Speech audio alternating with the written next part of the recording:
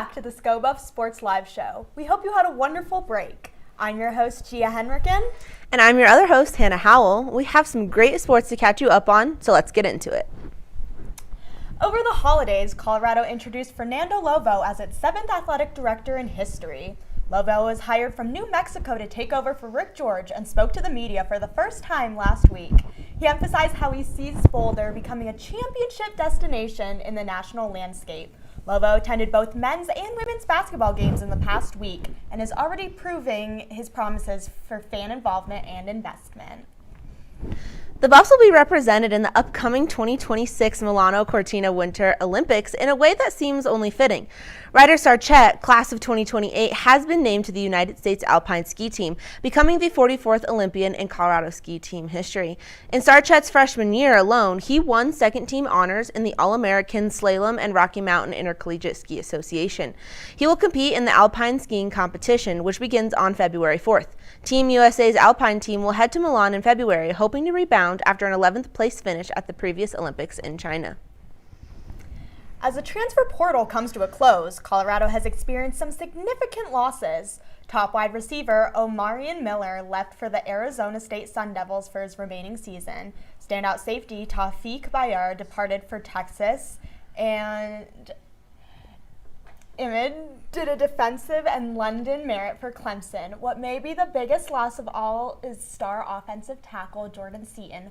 While his next destination remains unclear, his departure, along with several others, leaves Colorado facing a major rebuild heading into next season.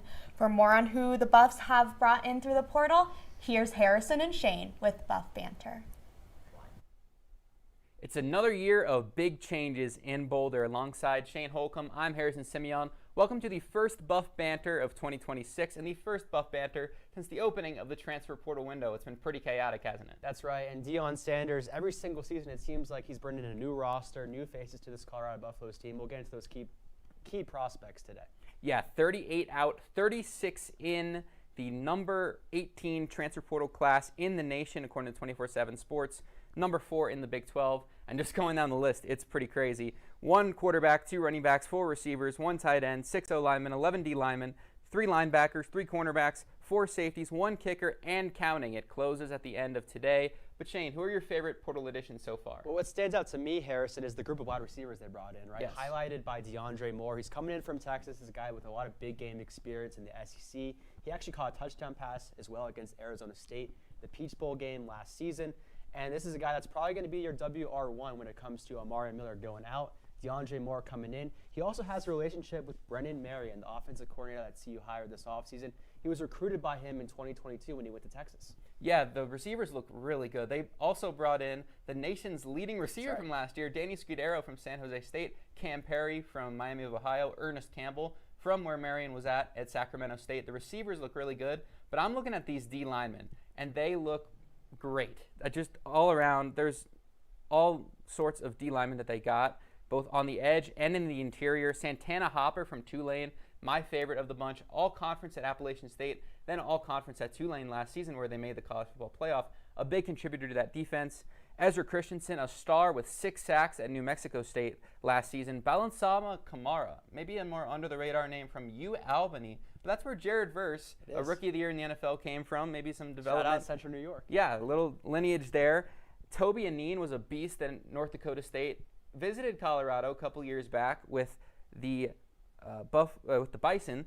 And Dylan Manuel, a nice space eater in the middle at D-tackle. They needed a little bit of interior after the first few additions they got were on the edge, but I like these D linemen a lot. Well, Harrison, the group of talent and the group of schools they're bringing in signals to me that they're taking a different approach than Colorado did last offseason, right? Because these guys are from maybe lesser-known schools, but what encourages me is Deion Sanders and their coaching staff.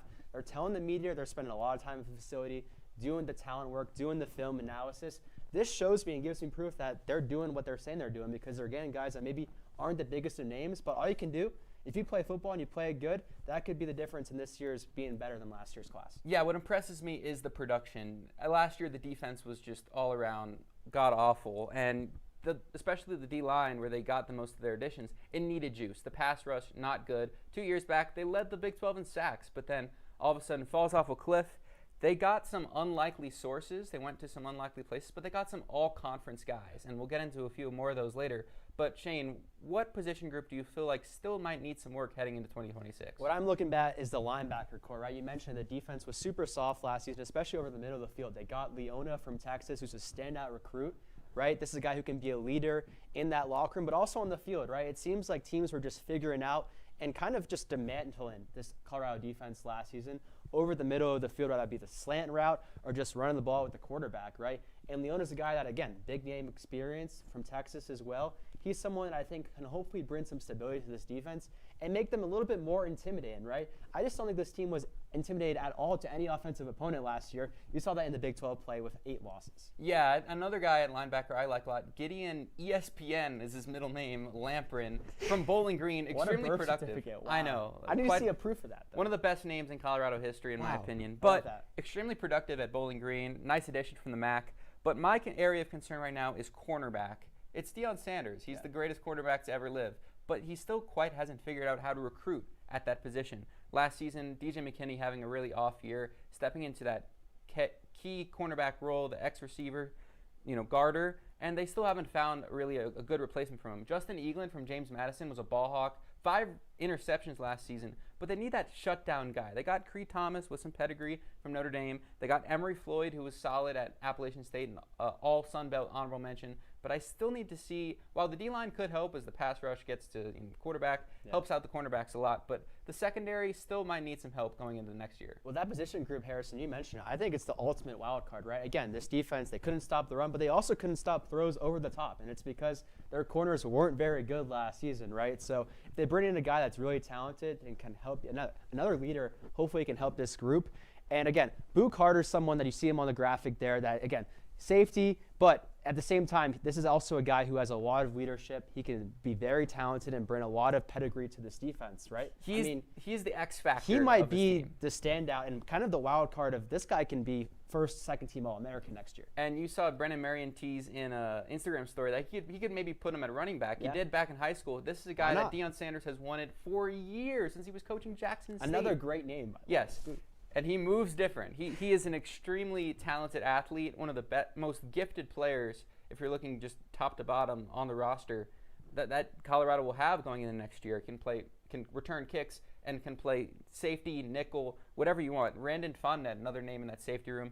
The safety room, I saw some extremely good upgrades. Cornerback room still lacking, though. But I want to get into this last little more broad question, just 30 seconds.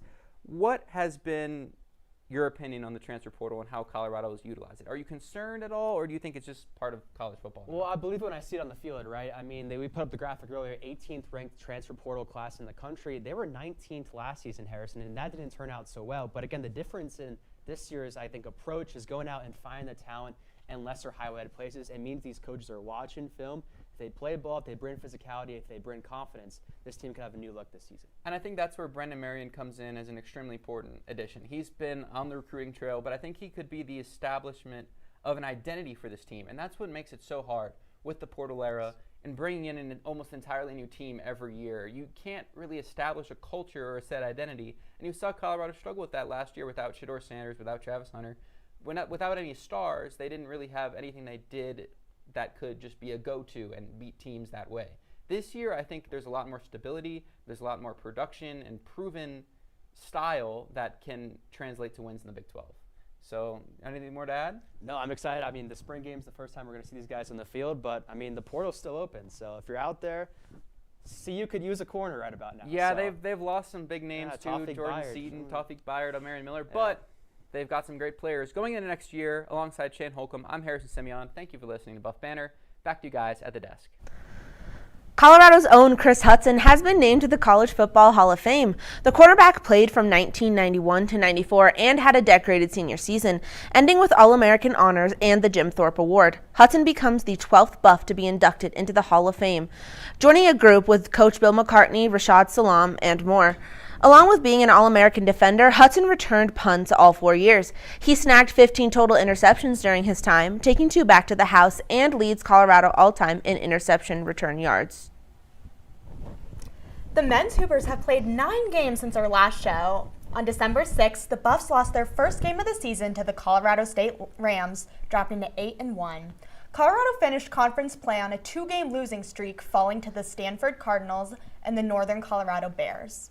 The Buffaloes regrouped to start Big 12 play, winning games over Arizona State and Temp and Utah at home to push the record to 12-3. Most recently, the Black and Gold are on another 2-game losing streak. The last time Colorado played at home, the Buffs lost to the number 14 ranked Texas Tech Red Raiders by just 2 points. The Buffaloes have 14 conference games left to play, leaving them plenty of opportunities to rise in the standings. The women's basketball team created a strong record of 12-6 over winter break with outstanding performances from Ziana Walker and Logan Greer. The Buffs pulled off an impressive upset of 19th ranked Iowa State in a close battle last Wednesday, winning 68-62. It was the Buffs' first win over a ranked opponent since last season. And now it's time for this week's trivia question. The NFL divisional round kicks off this weekend, and a couple of Buffaloes are still in the fight to win the Super Bowl. Isaiah Oliver may have been the last Buffalo to play in the big game, but who was the last alum to win it all? Bonus points if you can name the year and team. Stick around as we'll have the answer for you later in the show.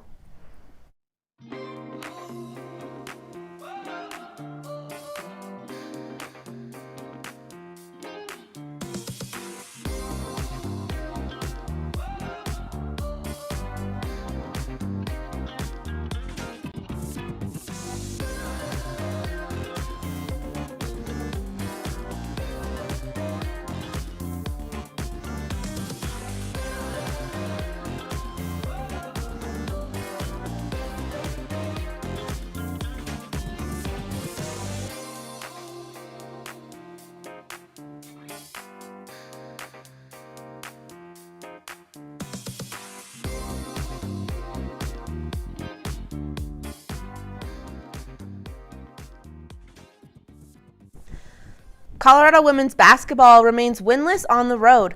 The Buffs went to Stillwater to take on the Oklahoma State Cowgirls last Sunday. Freshman Logan Greer and senior Jade Masagayo had 12 points each. Senior Ana El Dutoit posted her fourth double-double with 10 points and 11 rebounds. Despite these efforts, Colorado fell 63-56 to the Cowgirls after being tied going into the final quarter. After the winless road trip, women's hoops returned home to face the number 19 ranked Iowa State Cyclones. The Buffaloes had the tall task of defending the nation's leading scorer in Audi Crooks. However, they made Audi play like a Mazda, holding her to a season-low 17 points with only 7 through the first 3 quarters. North Texas transfer Desiree Wooten and her best game in the black and gold, scoring 24, including 2 buzzer beaters. The Buffaloes were down as much as 12 at one point, but their game plan was executed to perfection for the upset dub. Off their upset, CU travels down to Orlando to keep conference play flowing against the Central Florida Knights. The Knights are 9-8 overall, 1-5 in conference play this season. The Buffs are undefeated against UCF all time at 2-0. They won by a final score of 81-62 in their last matchup in January of last year. Both teams struggle on offense. CU averages around 69 points a game while UCF averages 67, so expect a low-scoring affair. The game is on Sunday at noon and will be streamed live on ESPN+. The men's basketball team took on the number 14 Texas Tech Red Raiders on Saturday. The Buffs found themselves in a 24-point deficit shortly after halftime, but clawed their way back. Freshman guard Isaiah Johnson recorded 21 points in the second half and gave Colorado a chance to win the game.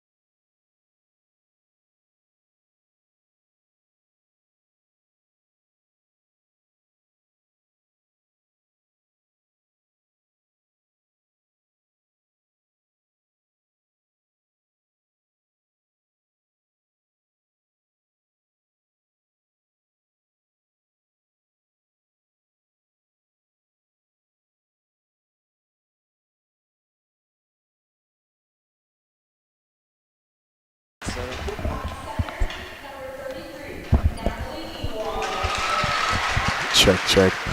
Okay.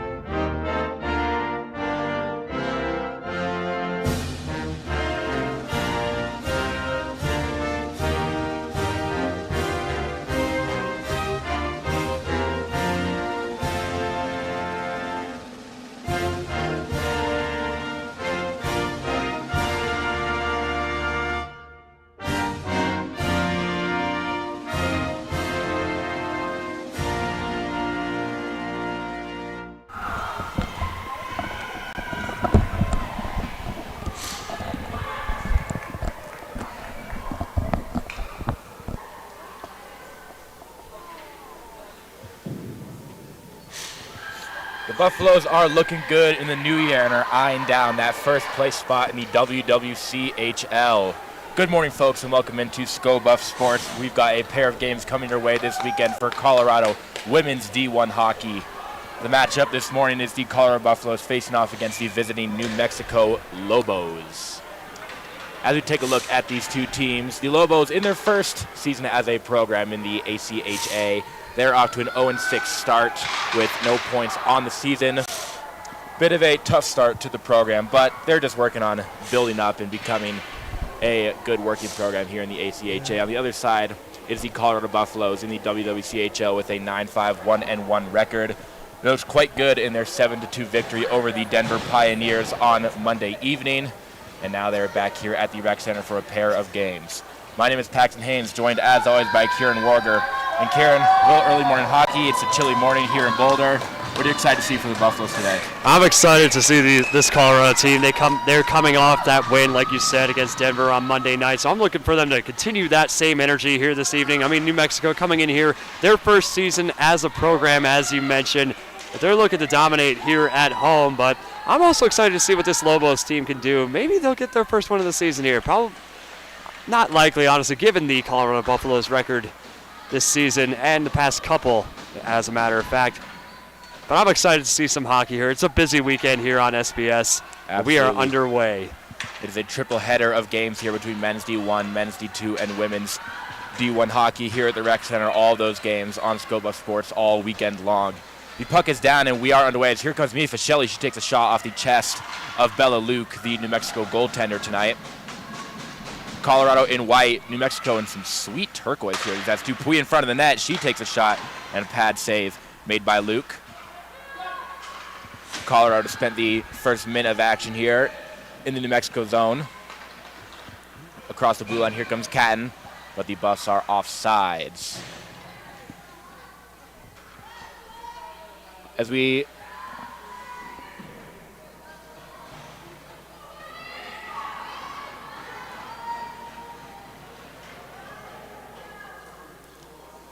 puck in the neutral zone.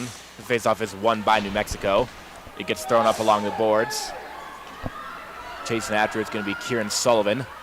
Sullivan with a goal and an assist in the game on Monday versus Denver. That pass got intercepted. It's picked up by Piatigorsky, sheer circle below her net. Throw it back up and missed Cadden. It'll head over to Phillips. Phillips banks along the wall. They'll find Piatigorsky. She throws up to Cadden, and that second line will make their way up into the neutral zone. Cadden gets around her defender. Now trying to weave in towards the middle of the ice. She's stripped of the puck. Longenwalter took it for New Mexico. As here comes Izzy Mitchell. Mitchell with a nice zone entry. She gets to the right circle. Circling down, had the puck taken away from her. Puck battle down by the corner. It's scooped up by Phillips. She'll backhand it out. Abby Zahn will scoop it up above the hashes in her own zone. Send it to Mitchell. Pokes it over. It's a little far for Sowers. It'll dribble it back out into the New Mexico zone. Zahn in the way on the forecheck. But New Mexico is able to clear it out. Sophia Paulson in the lineup tonight. She's there looking for a pass right around the blue line. She gets the puck herself. Circling down low, looking along the goal line. Maybe a wraparound try. They'll head to McDonald. McDonald's going to take a shot on. Arns, the first one there. Back up to Arns there by the half wall. Kate Emerson tried to keep it in, but it's going to come out. Back to Emerson wearing number 17. Dumped in. First one there to touch it is going to be Wallace. Wallace backhands it down to Arns. Arns puts it back up top. Emerson at the point. Throws it back down for Arns. Arns pokes it to Wallace. Wallace sends it up to McDonald. McDonald down to Wallace. Paul's in front of the net trying to find some space. Thrown back down to Wallace. Wallace couldn't handle that puck. Taken by New Mexico. They can't get it out. Emerson keeps it in. Arns looking for that puck, but a couple Lobos in the way to take it out.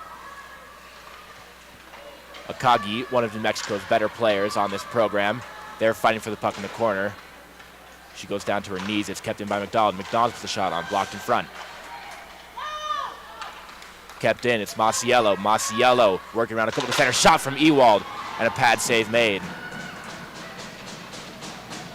Masiello takes it, but she got stripped of the puck. Ewald on the forecheck, trying to keep it in. She does so. Nice job by Natalie Ewald. Fischelli's to her right. Here's Fischelli coming in front. Shot, and a save made by Luke.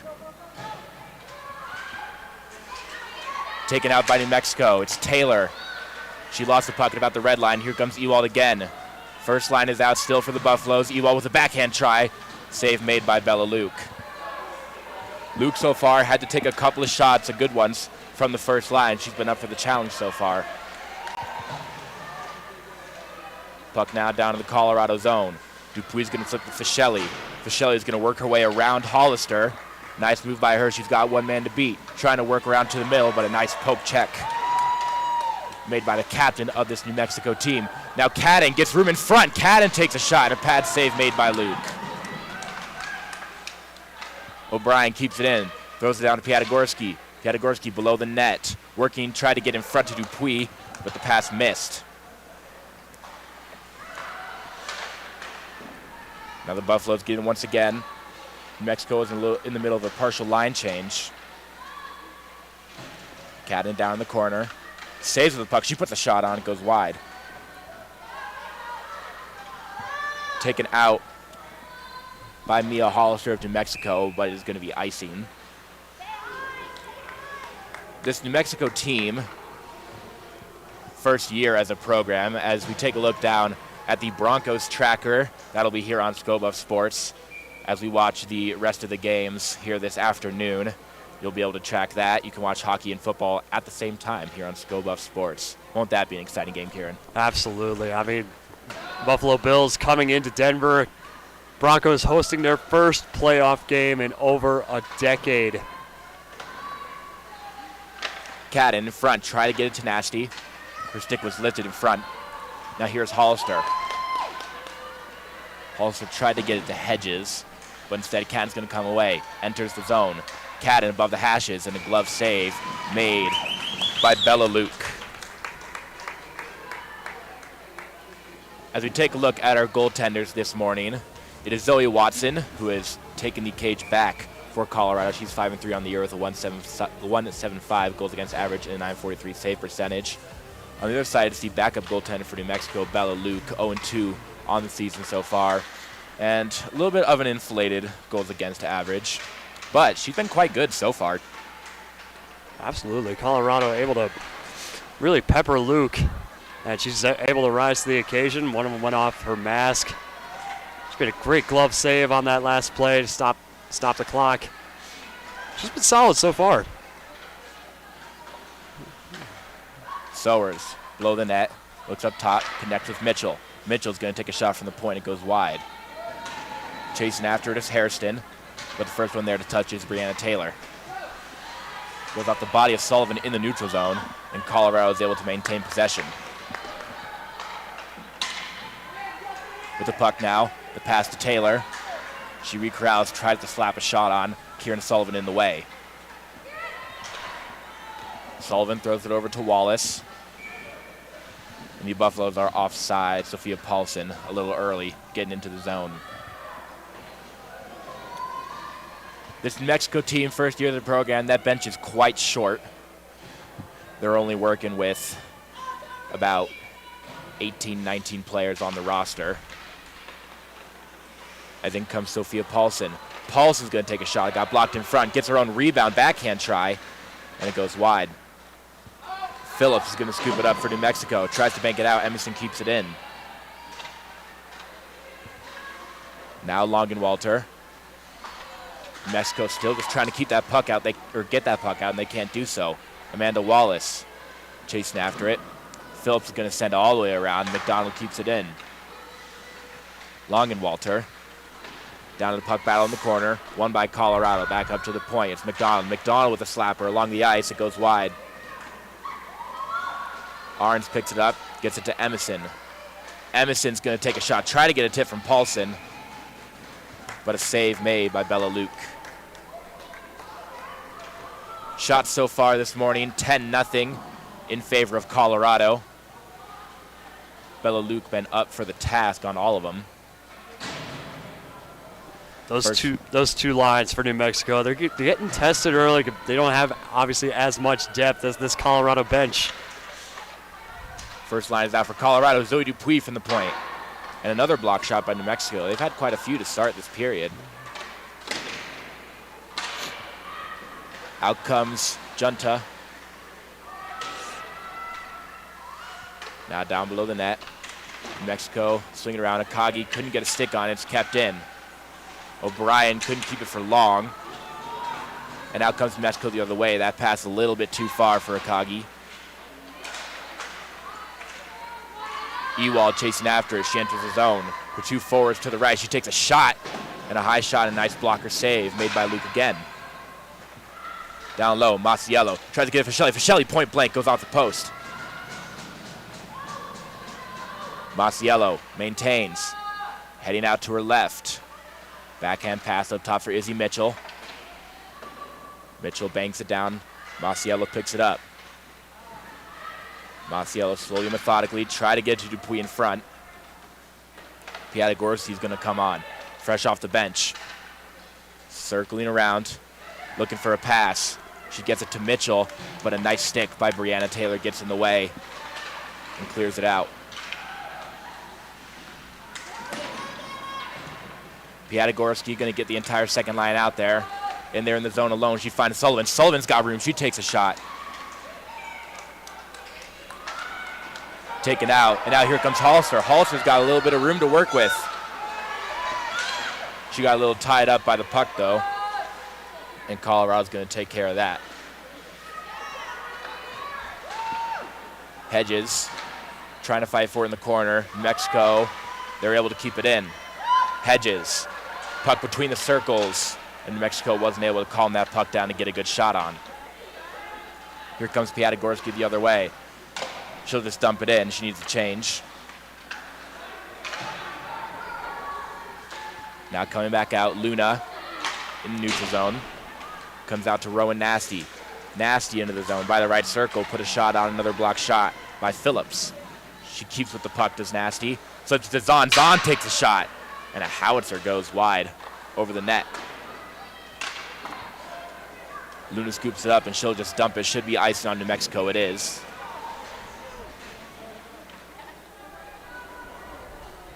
A couple good opportunities there for New Mexico. Their first good chances of the day.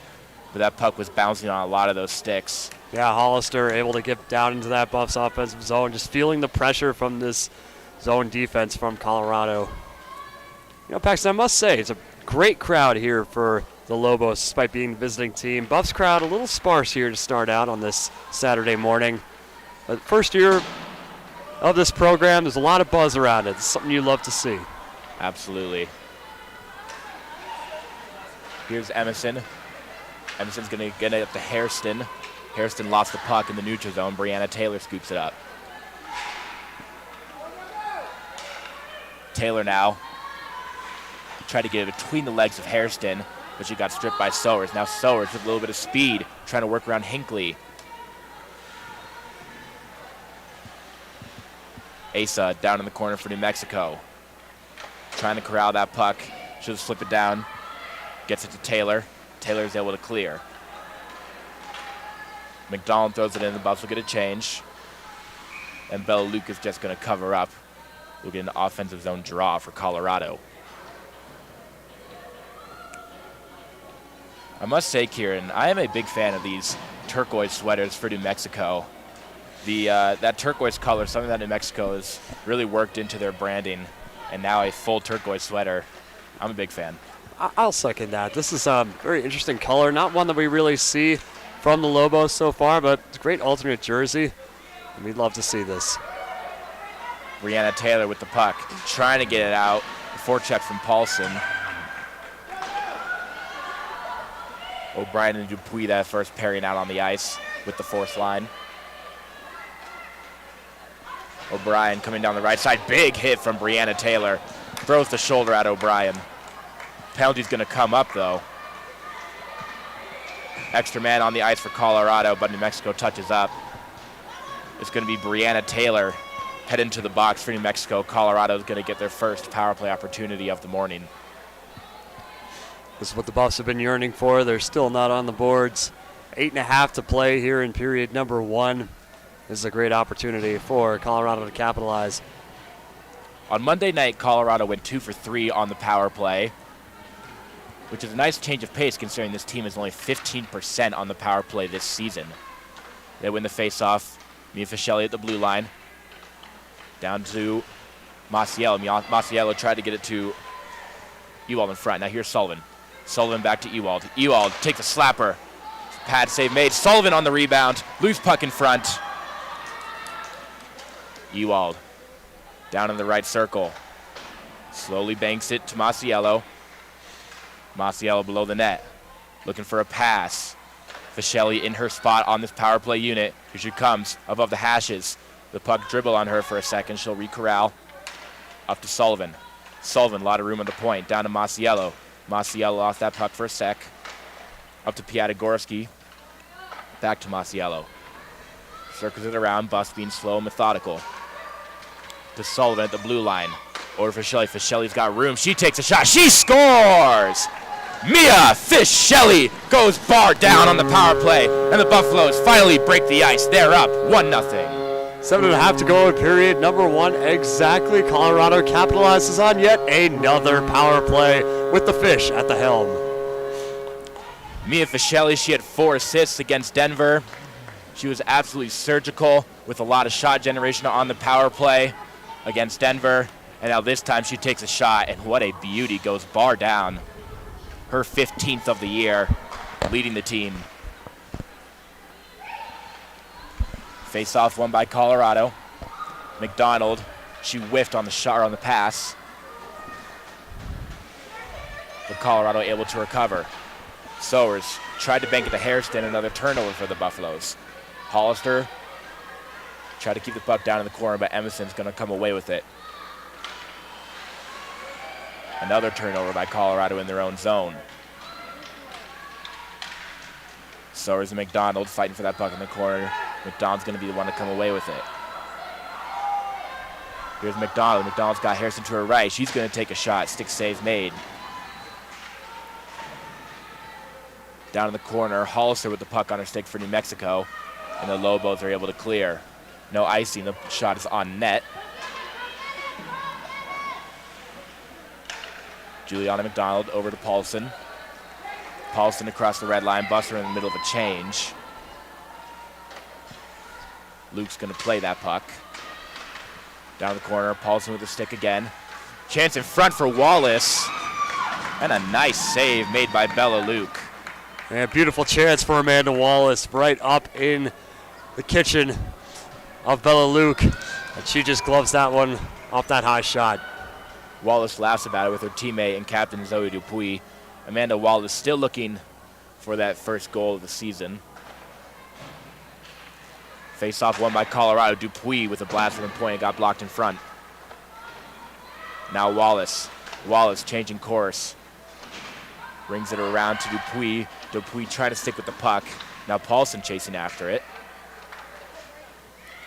Wallace takes a good forecheck. Good check still by Wallace. She's able to kick the puck in. Well done. Down to Phillips. Phillips bothered by Paulson. Looking around. She finds Taylor. Taylor gets it out to the neutral zone. Akagi chasing after it with Ahrens. Going to be Colorado coming away with the puck about 5 minutes to go here in the first period of play. 1-0 Buffaloes. Stolen in front, Brianna Taylor. Over to Zoe Dupuis in the corner. Body goes down to the ice for New Mexico. Colorado, a little sloppy play right now in their own zone, just trying to take care of the puck and get it out. Cadden couldn't flip it out. Stays in. Ahrens got sent down to the ice. Still fighting for that puck. It's going to be Paulson. Paulson unable to just reach that puck out. Still in the Colorado zone. Dupuis with some space. She fanned. Kept in by Hinckley. Bothered by Dupuis. Hinckley got sent down to the ice. No penalty. And that puck just comes across the blue line. Now just dribbling around in the neutral zone. Finally picked up by Paulson. Buffalo get a much needed change. Cadden picks it up for Colorado. Cadden down the corner. Backhand pass to Piatagorski. Piatagorski has Nasty in front of the net, but couldn't get a pass through to her. Now Izzy Mitchell at the point. She takes a shot. Pad save made. Comes out of the zone. Nice play by Hollister. Flipped in by Sullivan. She got the red line, so no icing. Out it comes to Junta. Kept in by Nasty. Nasty fighting for the puck. Just stays in, but only for a moment. Piatagorski throws it in. Masiello and the rest of the first line making their way out there. Fischelli standing up on the bench.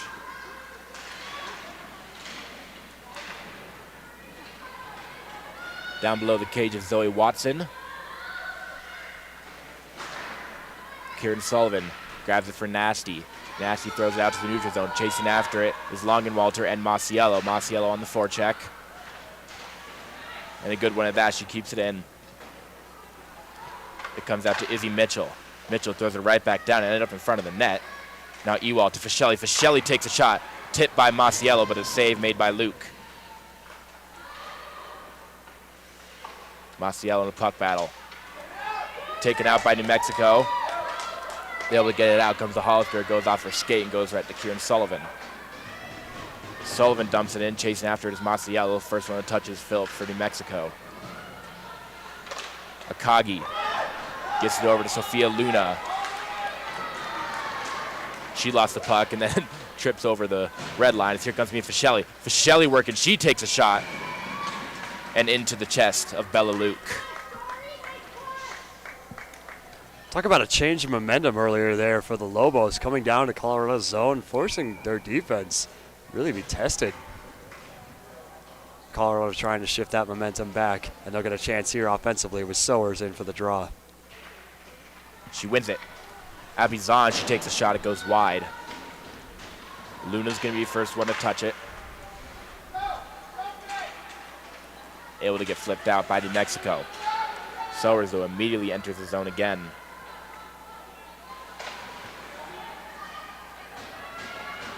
Down to Hairston. Hairston bothered by Taylor. Up top to Emerson. Emerson's going to take a shot. And not a lot of bodies in front. Luke was able to see it clearly. And she scooped it up.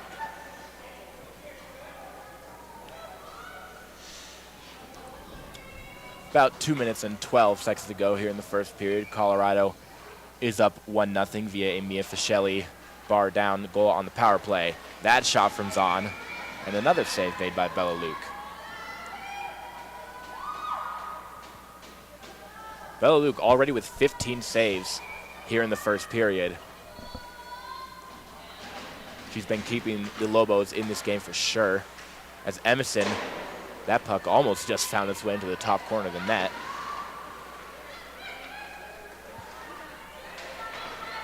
Junta gets it for New Mexico. Puck battle down in the corner. Coming away with it is going to be Sowers. Sowers trying to find a little bit of space.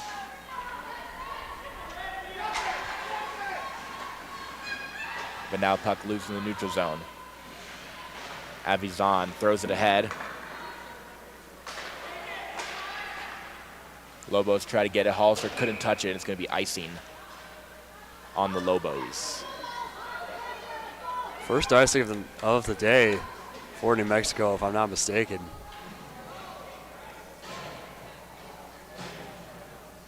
Puck will come out to the right of Bella Luke. It's going to be Orange and the rest of her line taking the draw. First defensive pairing out for Colorado and O'Brien and Dupuis. The faceoff is won by New Mexico. Taken out of the zone by Junta. Here comes Paulson now the other way. Paulson enters the zone. Down by the right circle. She takes a shot. Save made by Luke. Puck got loose for a second, but she covered up.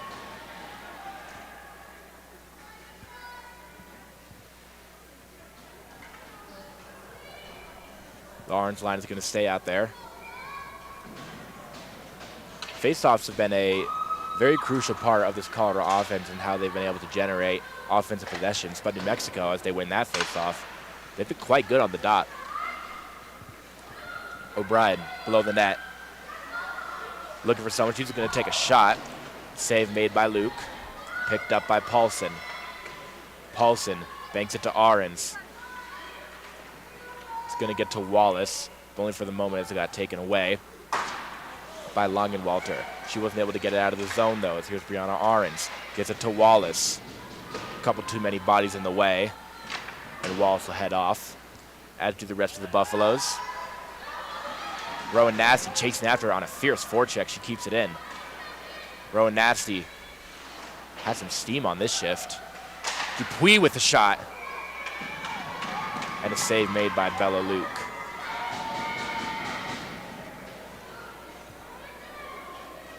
Zoe Dupuis slumping her shoulders a little bit after taking that shot. She had a really nice slap shot from the point against Denver that went off the crossbar and just got out. That thing was hot. It would have been quite a goal had it found the net. And again, Zoe Dupuis with the slapper, but a save that time. Right out the face-off, Luke covers up. We'll get another one.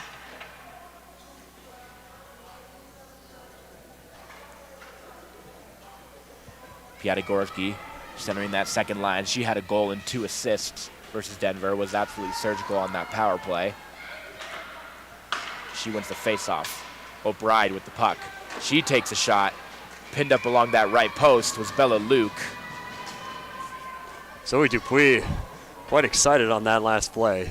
She thought for a second the puck might have gone in. This Buffaloes team has a lot of fun out there on the ice. Piatigorsky. She gets kicked out of the face-off circle. It's going to be Catton. Wins the face-off over Junta. To Dupuis at the point. Dupuis takes a shot. It goes wide. Catton scoops it up. Gets it down to Piatigorsky. Piatigorsky nasty in front. And saved by the bell are the New Mexico Lobos. Luke made the save. But a nice chance there as the buzzer sounds for Rowan Nasty. That'll do it for the first period of play. The Buffaloes up 1-0. What an electric period for Colorado. I mean, they know that this New Mexico team not exactly quite as strong, so haven't seen their A performance, I guess you could say, so far, Paxton. But nonetheless, I mean, up by 1, heading into that locker room with a comfortable lead. Absolutely. Both these teams will take a quick breather. And we will get back to you for the second period of action here on ScoBuff Sports.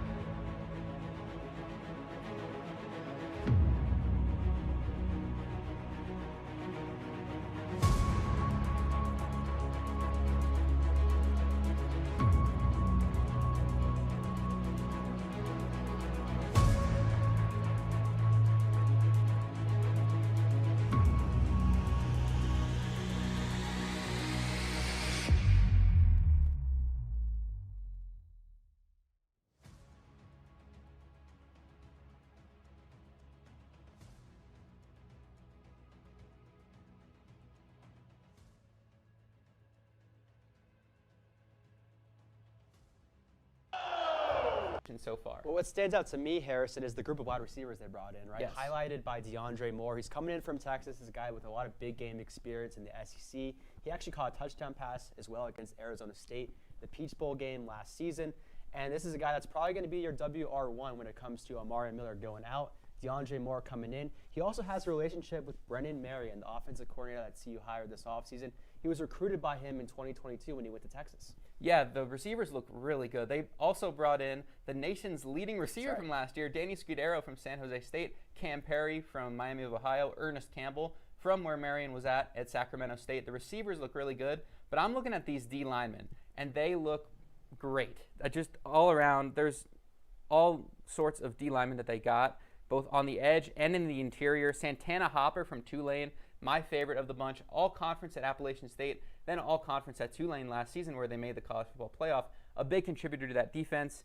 Ezra Christensen, a star with 6 sacks at New Mexico State last season. Balansama Kamara, maybe a more under-the-radar name from UAlbany, but that's where Jared Verse, a rookie of the year in the NFL, came from. Maybe some development. Shout out Central New York. Yeah, a little lineage there.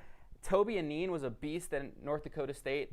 Visited Colorado a couple years back with the Bison, and Dylan Manuel, a nice space eater in the middle at D tackle. They needed a little bit of interior after the first few additions they got were on the edge, but I like these D linemen a lot. Well, Harrison, the group of talent and the group of schools they're bringing in signals to me that they're taking a different approach than Colorado did last offseason, right? Because these guys are from maybe lesser known schools, but what encourages me is Deion Sanders and their coaching staff are telling the media they're spending a lot of time in the facility, doing the talent work, doing the film analysis. This shows me and gives me proof that they're doing what they're saying they're doing, because they're getting guys that maybe aren't the biggest of names, but all you can do, if you play football and you play it good, that could be the difference in this year's being better than last year's class. Yeah, what impresses me is the production. Last year, the defense was just all around god-awful, and especially the D-line, where they got the most of their additions, it needed juice. The pass rush, not good. 2 years back, they led the Big 12 in sacks, but then all of a sudden falls off a cliff.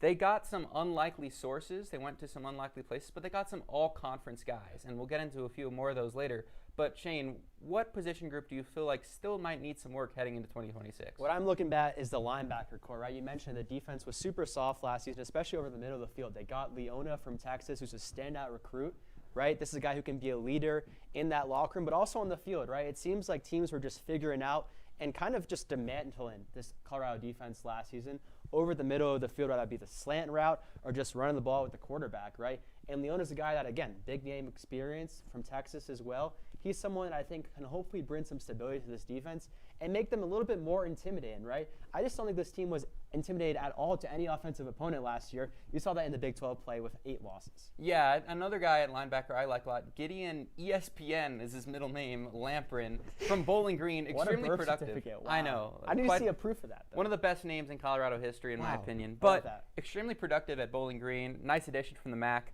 But my area of concern right now is cornerback. It's Deion Sanders. He's the greatest quarterback to ever live.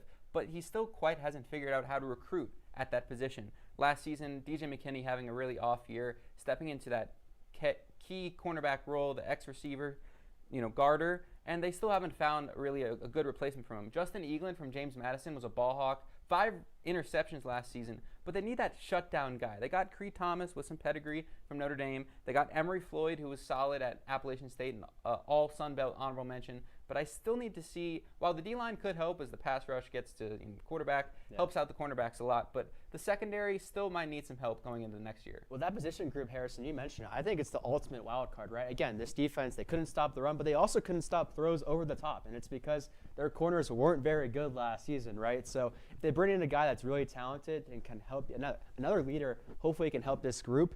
And again, Boo Carter's someone that you see him on the graphic there that, again, safety, but at the same time, this is also a guy who has a lot of leadership. He can be very talented and bring a lot of pedigree to this defense, right? He's the X factor. He might of this be team. the standout and kind of the wild card of this guy can be first, second team All-American next year. And you saw Brennan Marion tease in an Instagram story that he could maybe put him at running back. Yeah. He did back in high school. This is a guy that Deion Sanders has wanted for years since he was coaching Jackson State. Another great name. By the way. Yes. And he moves different. He is an extremely talented athlete, one of the most gifted players, if you're looking just top to bottom on the roster, that Colorado will have going into next year. Can return kicks and can play safety, nickel, whatever you want. Randon Fonnet, another name in that safety room. The safety room, I saw some extremely good upgrades. Cornerback room still lacking though. But I want to get into this last little more broad question, just 30 seconds.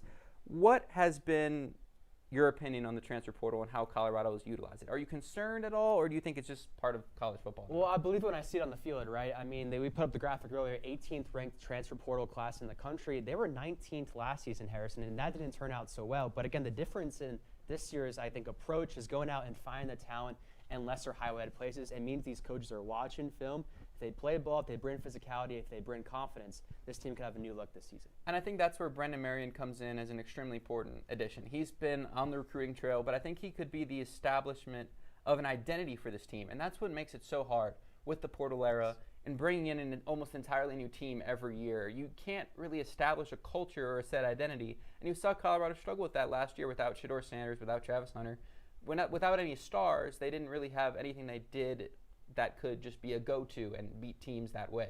This year, I think there's a lot more stability, there's a lot more production and proven style that can translate to wins in the Big 12. So, anything more to add? No, I'm excited. I mean, the spring game's the first time we're going to see these guys on the field, but, I mean, the portal's still open. So, if you're out there, CU could use a corner right about now. Yeah, so. they've lost some big names too, Tawfiq Jordan Byard. Seaton, Tawfiq Byard, Marion Miller, but they've got some great players. Going into next year, alongside Shane Holcomb, I'm Harrison Simeon. Thank you for listening to Buff Banner. Back to you guys at the desk.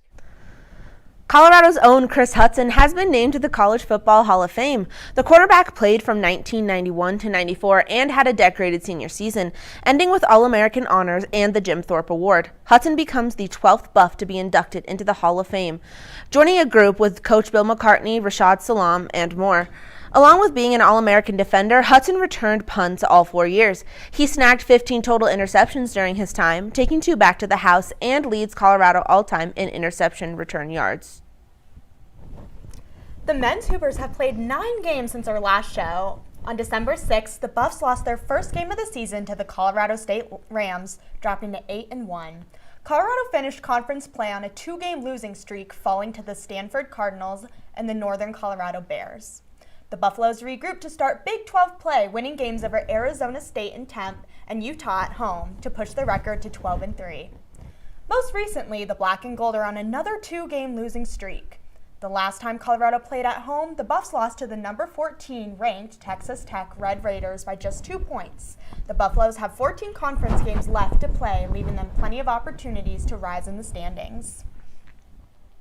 The women's basketball team created a strong record of 12-6 over winter break with outstanding performances from Ziana Walker and Logan Greer. The Buffs pulled off an impressive upset of 19th ranked Iowa State in a close battle last Wednesday, winning 68-62. It was the Buffs' first win over a ranked opponent since last season. And now it's time for this week's trivia question. The NFL divisional round kicks off this weekend, and a couple of Buffaloes are still in the fight to win the Super Bowl. Isaiah Oliver may have been the last Buffalo to play in the big game, but who was the last alum to win it all? Bonus points if you can name the year and team. Stick around as we'll have the answer for you later in the show.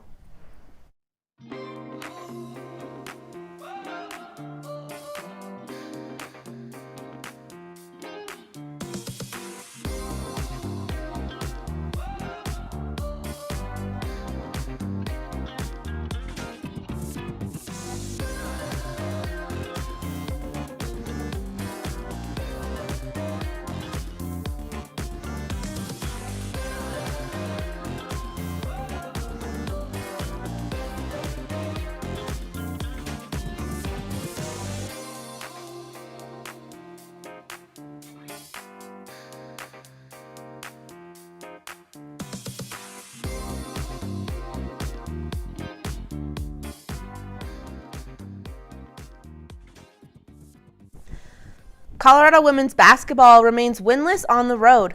The Buffs went to Stillwater to take on the Oklahoma State Cowgirls last Sunday. Freshman Logan Greer and senior Jade Masagayo had 12 points each. Senior Anna El Dutoit posted her 4th double-double with 10 points and 11 rebounds. Despite these efforts, Colorado fell 63-56 to the Cowgirls after being tied going into the final quarter.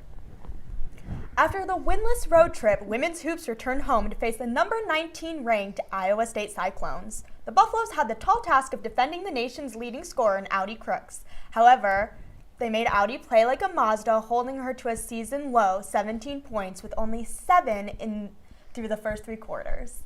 North Texas transfer Desiree Wooten and her best game in the black and gold, scoring 24, including 2 buzzer beaters. The Buffaloes were down as much as 12 at one point, but their game plan was executed to perfection for the upset dub. Off their upset, CU travels down to Orlando to keep conference play flowing against the Central Florida Knights. The Knights are 9-8 overall, 1-5 in conference play this season. The Buffs are undefeated against UCF all time at 2-0. They won by a final score of 81-62 in their last matchup in January of last year. Both teams struggle on offense. CU averages around 69 points a game while UCF averages 67, so expect a low-scoring affair. The game is on Sunday at noon and will be streamed live on ESPN+. The men's basketball team took on the number 14 Texas Tech Red Raiders on Saturday. The Buffs found themselves in a 24-point deficit shortly after halftime, but clawed their way back. Freshman guard Isaiah Johnson recorded 21 points in the second half and gave Colorado a chance to win the game on the final possession. However, guard Barrington Hargress's buzzer-beating shot was well defended and bounced off the right side of the rim. Colorado fell by a score of 73-71, and the Red Raiders escaped a major upset. The men's basketball team lost to the Cincinnati Bearcats 77-68 on Wednesday night. The loss drops the Buffs to 2-2 in the Big 12, while handing the Bearcats their first conference win of the season. The Buffs struggled in the first half, allowing the Bearcats to shoot 57% from the floor in the first 20 minutes. Despite being down 18 points at halftime, Colorado continued to fight in the second half, cutting the deficit to as little as 4 points. Forward Baba Miller dominated the paint, scoring 25 points and grabbing 11 rebounds. Freshman Isaiah Johnson led the Buffaloes in points, with 18 on 70% from the floor. The 12-5 Colorado Buffaloes are on the road facing the 11-6 West Virginia Mountaineers Saturday, January 17th at the WVU Coliseum. The Buffs are looking to bounce back after a tough road loss at Cincinnati, where the slow start pulled them from making a comeback in the second half. While West Virginia has lacked consistency this season, they are led by guard Honor Huff, averaging 17.5 points and a pressure defense that can pose another challenge. For Colorado, they will need to survive the tough road environment and rely on the exceptional offense in Isaiah Johnson and improve on the defensive field. The 12-5 Colorado Buffaloes are set to host the 12-5 Kansas Jayhawks Tuesday, January 20th for pivotal conference matchup at the CU Event Center. This is anticipated to be one of the biggest games of the year for the Buffaloes, as both teams sit even in the Big 12 standings. Kansas, coming off a high win, ending Iowa State's 16-game winning streak, are powered by efficient shooting paired with strong defensive stops. For the Buffs, they bring a high offensive output, averaging mid-80s points per game. With both teams looking to get ahead, Tuesday's 9 p.m. matchup is shaping up to be an exciting one.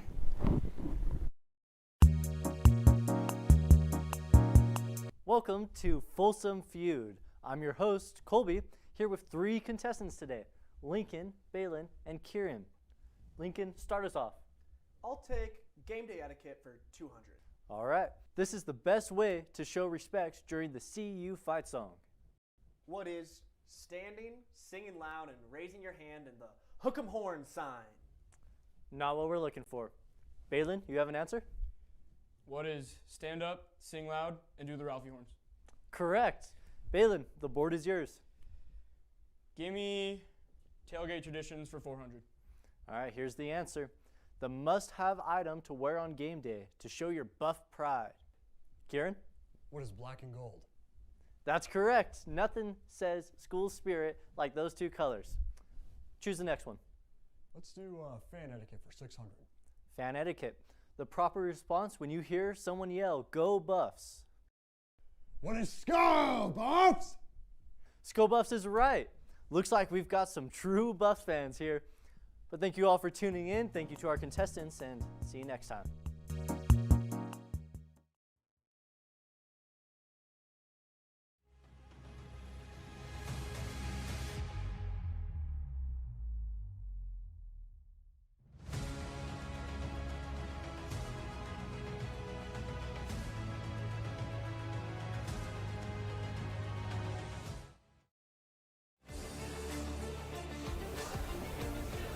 Welcome back to Boulder for the second period of action here between the Colorado Buffaloes and the New Mexico Lobos. Colorado capitalized on the power play in the first via Mia Fischelli. An absolutely beautiful shot. As they head back out onto the ice, I'm Paxton Haynes, joined by Kieran Warger. And Kieran, the Buffaloes now have scored on their last 3 power play opportunities. A nice sign considering they're 15% on the season. And so far it is working really well. You've got Fischelli there working it from the point. I've liked it a lot. Yeah, that Fischelli line, they're always able to capitalize on power play opportunities like that. I mean, you got Fischelli, Natalie Ewald, you throw Anna Masiello in there. She's a part of that dynamic trio now, I guess we could call absolutely electric. And I think they're still in good spirits from that Denver win on Monday night here tonight. It's definitely showing through. Absolutely on that power play. They're getting a lot of new bodies in front. Masiello and Ewald are working there in front of Luke. And they're working in front of Schaefer for Denver on Monday night, and it was working very well, getting a lot of rebound generation. And that power play been quite a bright spot here with the turn of the calendar. So far 1-0. Other than that power play, the Buffaloes maybe a little bit lethargic it looked. It is an 11 a.m. puck drop, and you're against an opponent who is 0-6 in their first program in the ACHA. We'll see if the Buffaloes can find themselves a little bit, put a few more goals on that board, hopefully. First line is out for Colorado.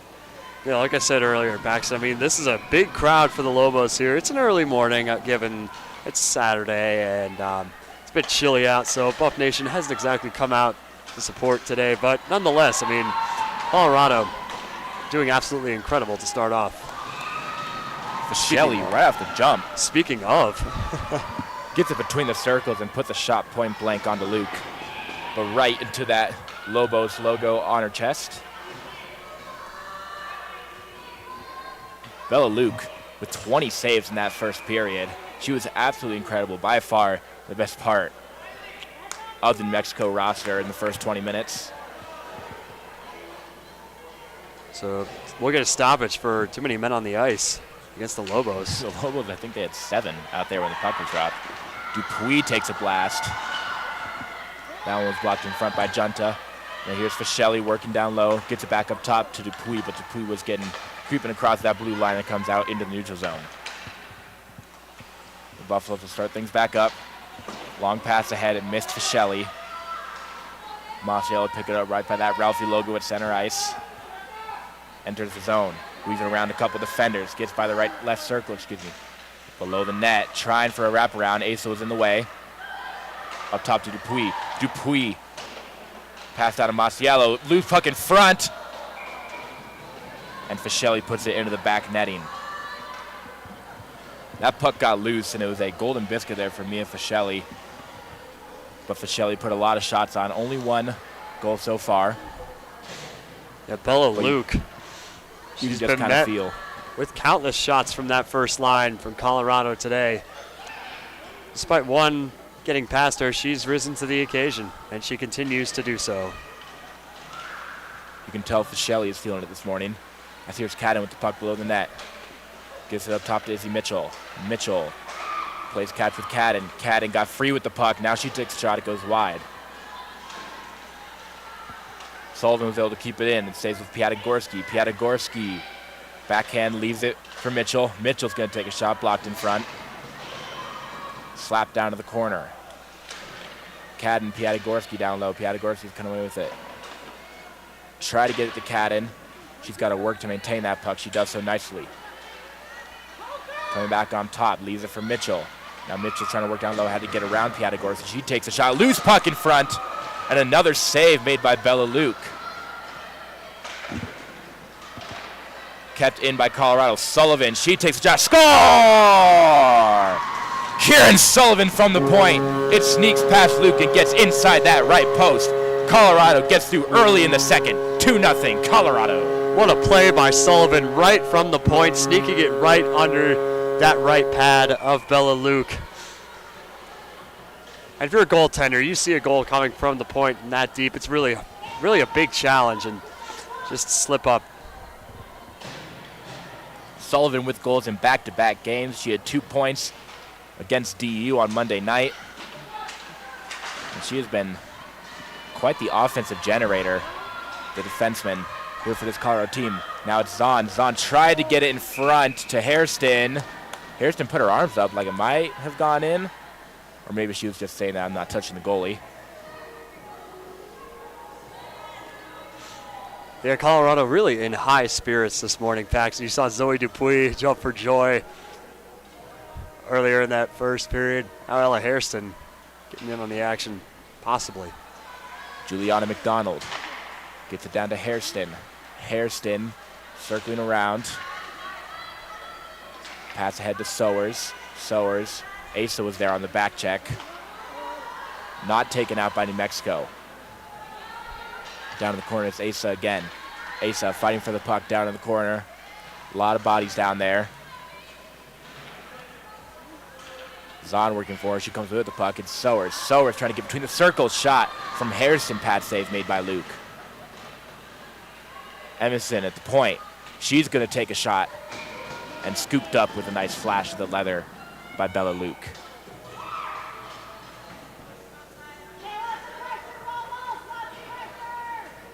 Colorado with a lot more urgency coming out of the room here for the second period. They scored within 2 minutes. And they're spending a lot of time in New Mexico's end, getting a lot of shots on. Brianna Arns wins the draw for Colorado. Kind of a no-look shot there from Wallace. But Luke was ready. Face off again to the left of Bella Luke. Luke already with 25 saves on the morning. Puck is going to circle all the way around, trying to get there is Sophia Paulson.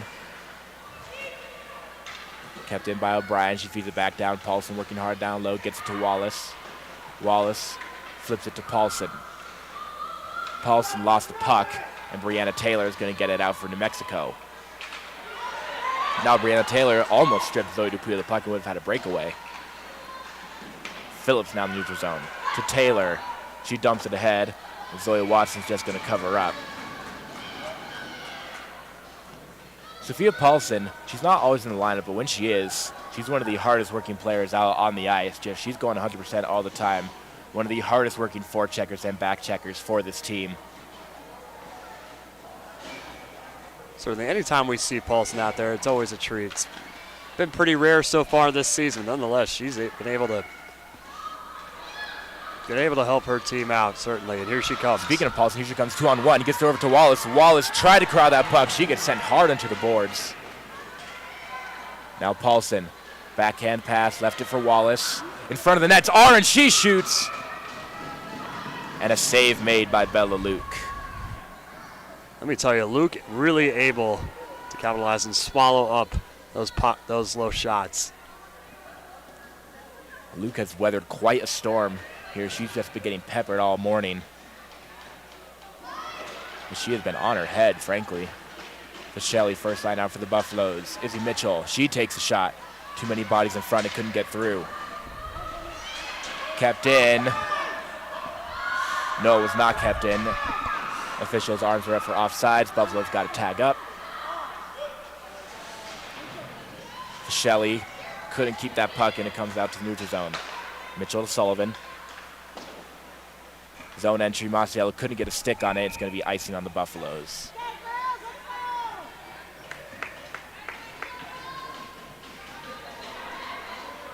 About 4 minutes have come off the clock here in the second period. Zoe Watson has only had to face 3 shots, and she's made all 3 saves. Ewald's going to take the draw for Colorado. It's won by New Mexico. Kind of a weak shot, just trickles right in front of Watson. She'll just cover up. We'll get another face-off to the right of Watson.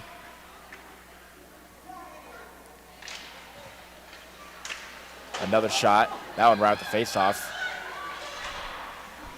Shelley tried to hang by that blue line to get ahead. Would have had a breakaway chance had the puck gotten to her.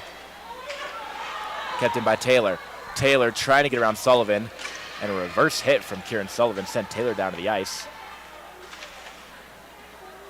Buffalo's trying to work it out of their own zone. On the forecheck is Akagi. Now with the puck. Blocked in front.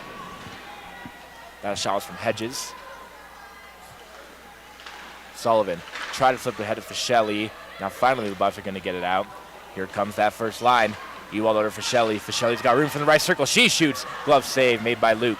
Rebound picked up by Masiello. But then she lost it as Longenwalter comes away with the puck. Fed ahead, try to get it to Akagi, now down in the corner. Phillips and Masiello fighting for that puck. Fischelli racing after it. She picks it up. Pinned along the boards. That first line has been out there for quite a while for the Buffaloes. Masiello in the right circle. She just kind of slowly feeds it ahead and heads right to the bench. Much needed change for that first line.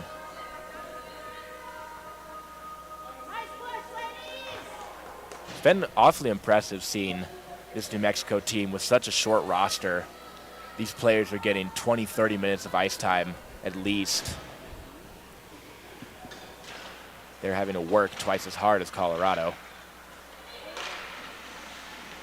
It's pretty admirable for a team in their first year in the ACHA. Yeah, I'll give it to them. This is quite impressive, Paxton. Despite the depth of Colorado's roster, New Mexico is really holding their own so far, despite being down 2. Luna wasn't able to get the puck out for New Mexico. Now Rowan Nasty working down low. Staying with the puck. Try to flip it down for Piatigorski. Piatigorski tripped up Hinckley, no call. New Mexico was able to come away with it. Trying to work up ice. Emerson's there to stop it. Emerson with a nice zone entry. Emerson, her second game here playing for Colorado today. She got sent down to the ice. Puck battle along the boards. Comes out to Sowers. Sowers takes a shot, blocked in front by Hinckley. Kept in by McDonald.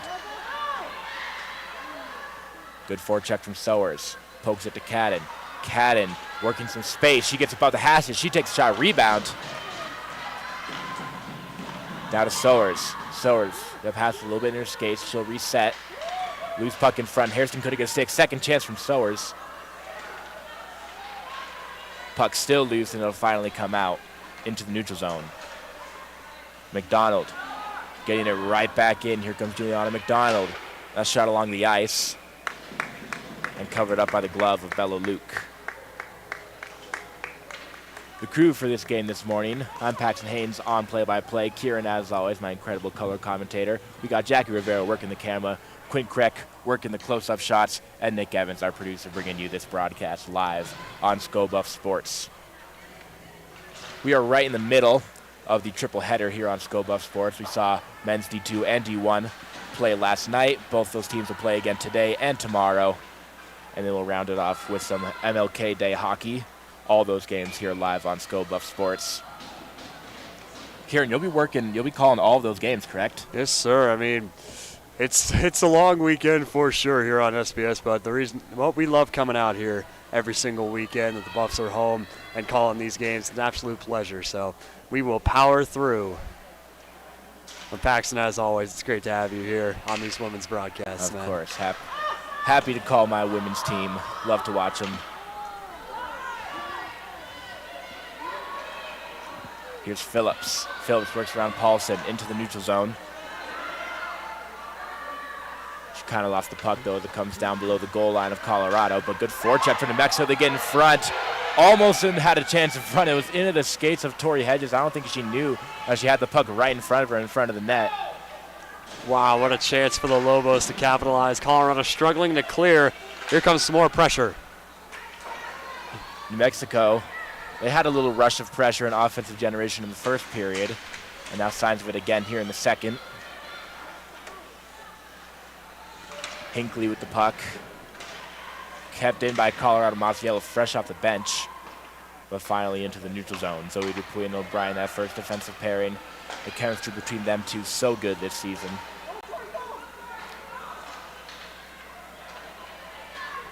Dupuy and O'Brien have combined for 7 goals this season. Masiello working down low, first line out for the Buffs. Wraparound try. Kept in by O'Brien. ACHA picks it up below her net. Flips it out to Luna. Luna is able to clear it out. O'Brien to Ewald. Big dodge for the Buffs, looking to get back into the zone.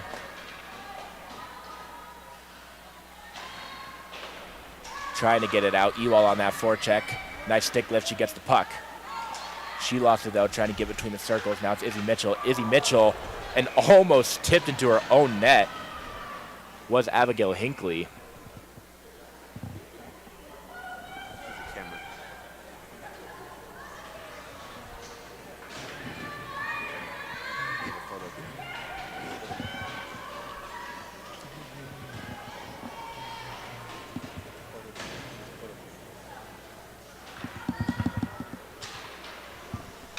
Shelley shot right off the draw there, Paxton.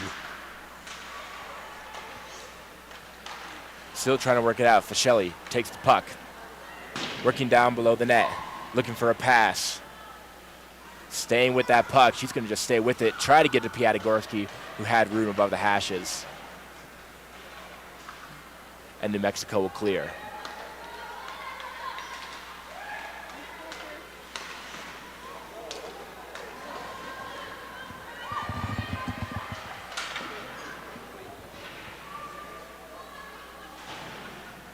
Longenwalter was able to feed it out into the neutral zone. Rowan Nasty there to take it away from Sophia Luna.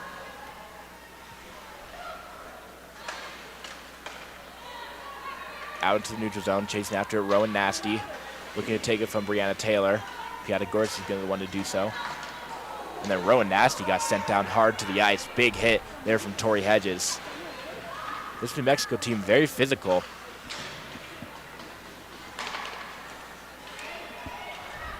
Puck just bouncing around in the neutral zone now.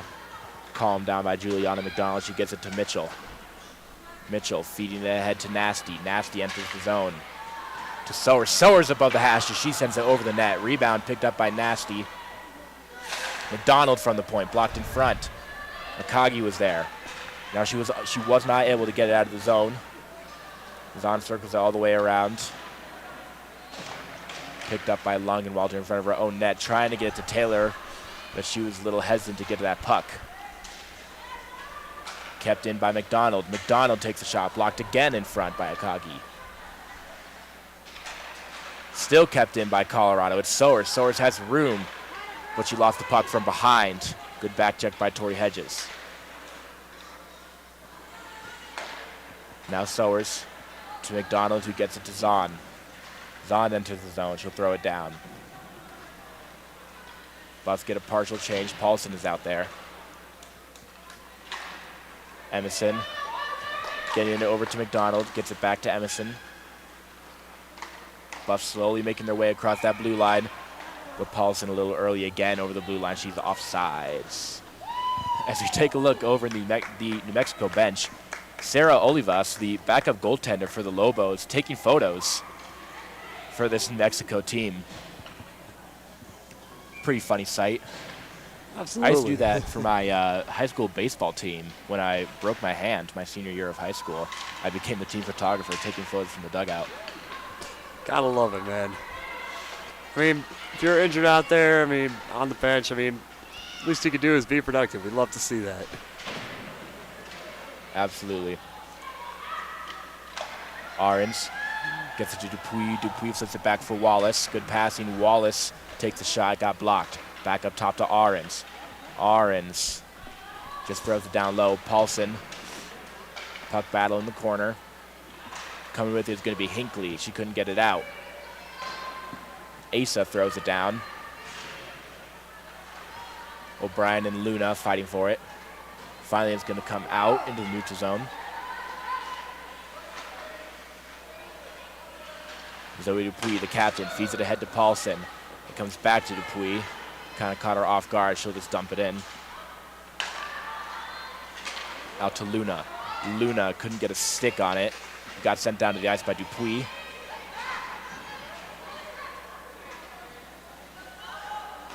Kept in by Fischelli. First line trying to get out there for Colorado. Masiello now on the ice. Has his Ewald in front of the net. It's a loose puck. Fischelli working hard on that forecheck. Flit down in front of the net. No one home. Taken out by New Mexico. Got the starting five out there for Colorado. O'Brien just sent it right into the stick of Asa. But Ewald's going to come away. Trying to get it in as the zone entry. Buffs are offside, so got to tag up.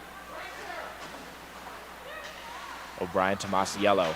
Masiello lost the puck at the red line. Or Fischelli. Fischelli's got room on the right side. Need Fischelli for the right circle. She takes a shot. Glove save made by Bella Luke. Unable to take it out does New Mexico. They kept it in, but then Hinckley intercepted that pass from Masiello. Kieran Sullivan now on the ice. Trying to feed it ahead, but it got dumped all the way down. Should be icing. No, it got deflected before it got there.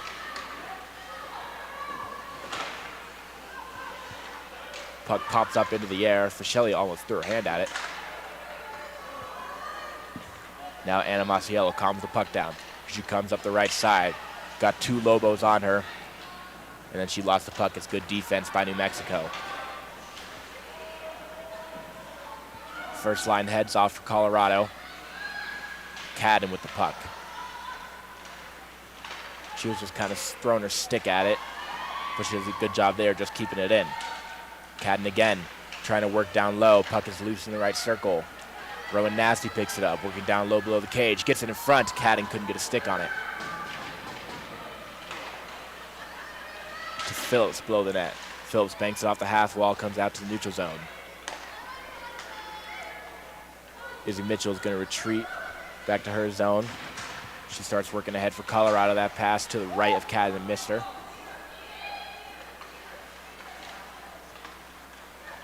Kieran Sullivan entering the neutral zone, getting around a couple defenders. Here she comes with a little bit of speed now above the hashes. She's going to take a shot. Save made by Bella Luke.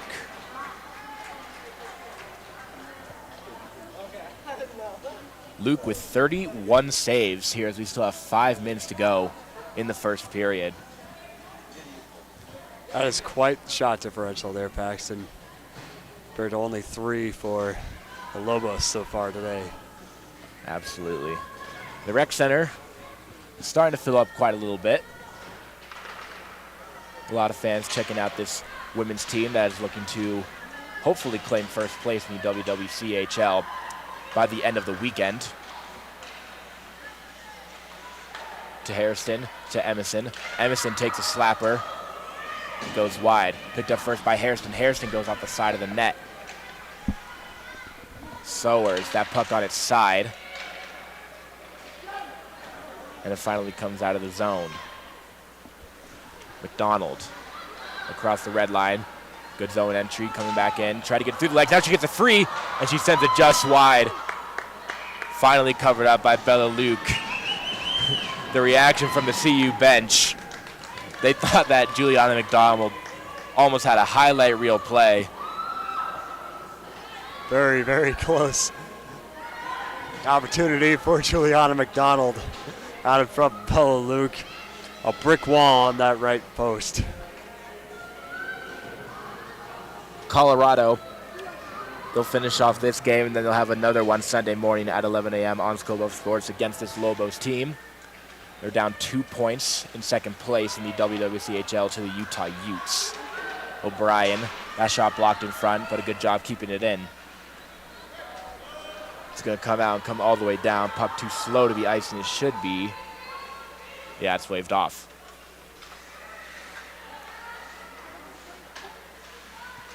Wallace, bothered by Hedges on the forecheck. Hinckley now with the puck. But Zoe Dupuis going to take care of that, no problem. Wallace the first one there. She gets the puck. Coming ahead across the blue line. Wallace looking for a pass. She's going to take a shot. Gets deflected and heads into the back netting. Colorado, after this series with New Mexico, they will have UMass at home for a couple games. And then it'll be 4 straight against the division-leading Utah Utes. That'll be a very, very critical 4-game stretch, 2 in each team's home, that could decide the WWCHL. Face-off is won by Natalie Ewald. Flipped down by Zoe Dupuis. Masiello working for it. O'Brien keeps it in, flips it down. Pass was too high to get on the stick of Fischelli. Puck still loose, finally taken by Masiello. Masiello trying to work down low, maybe a wraparound try. Swiping her stick at it, puck still loose. And it goes through the legs of Zoe Dupuis.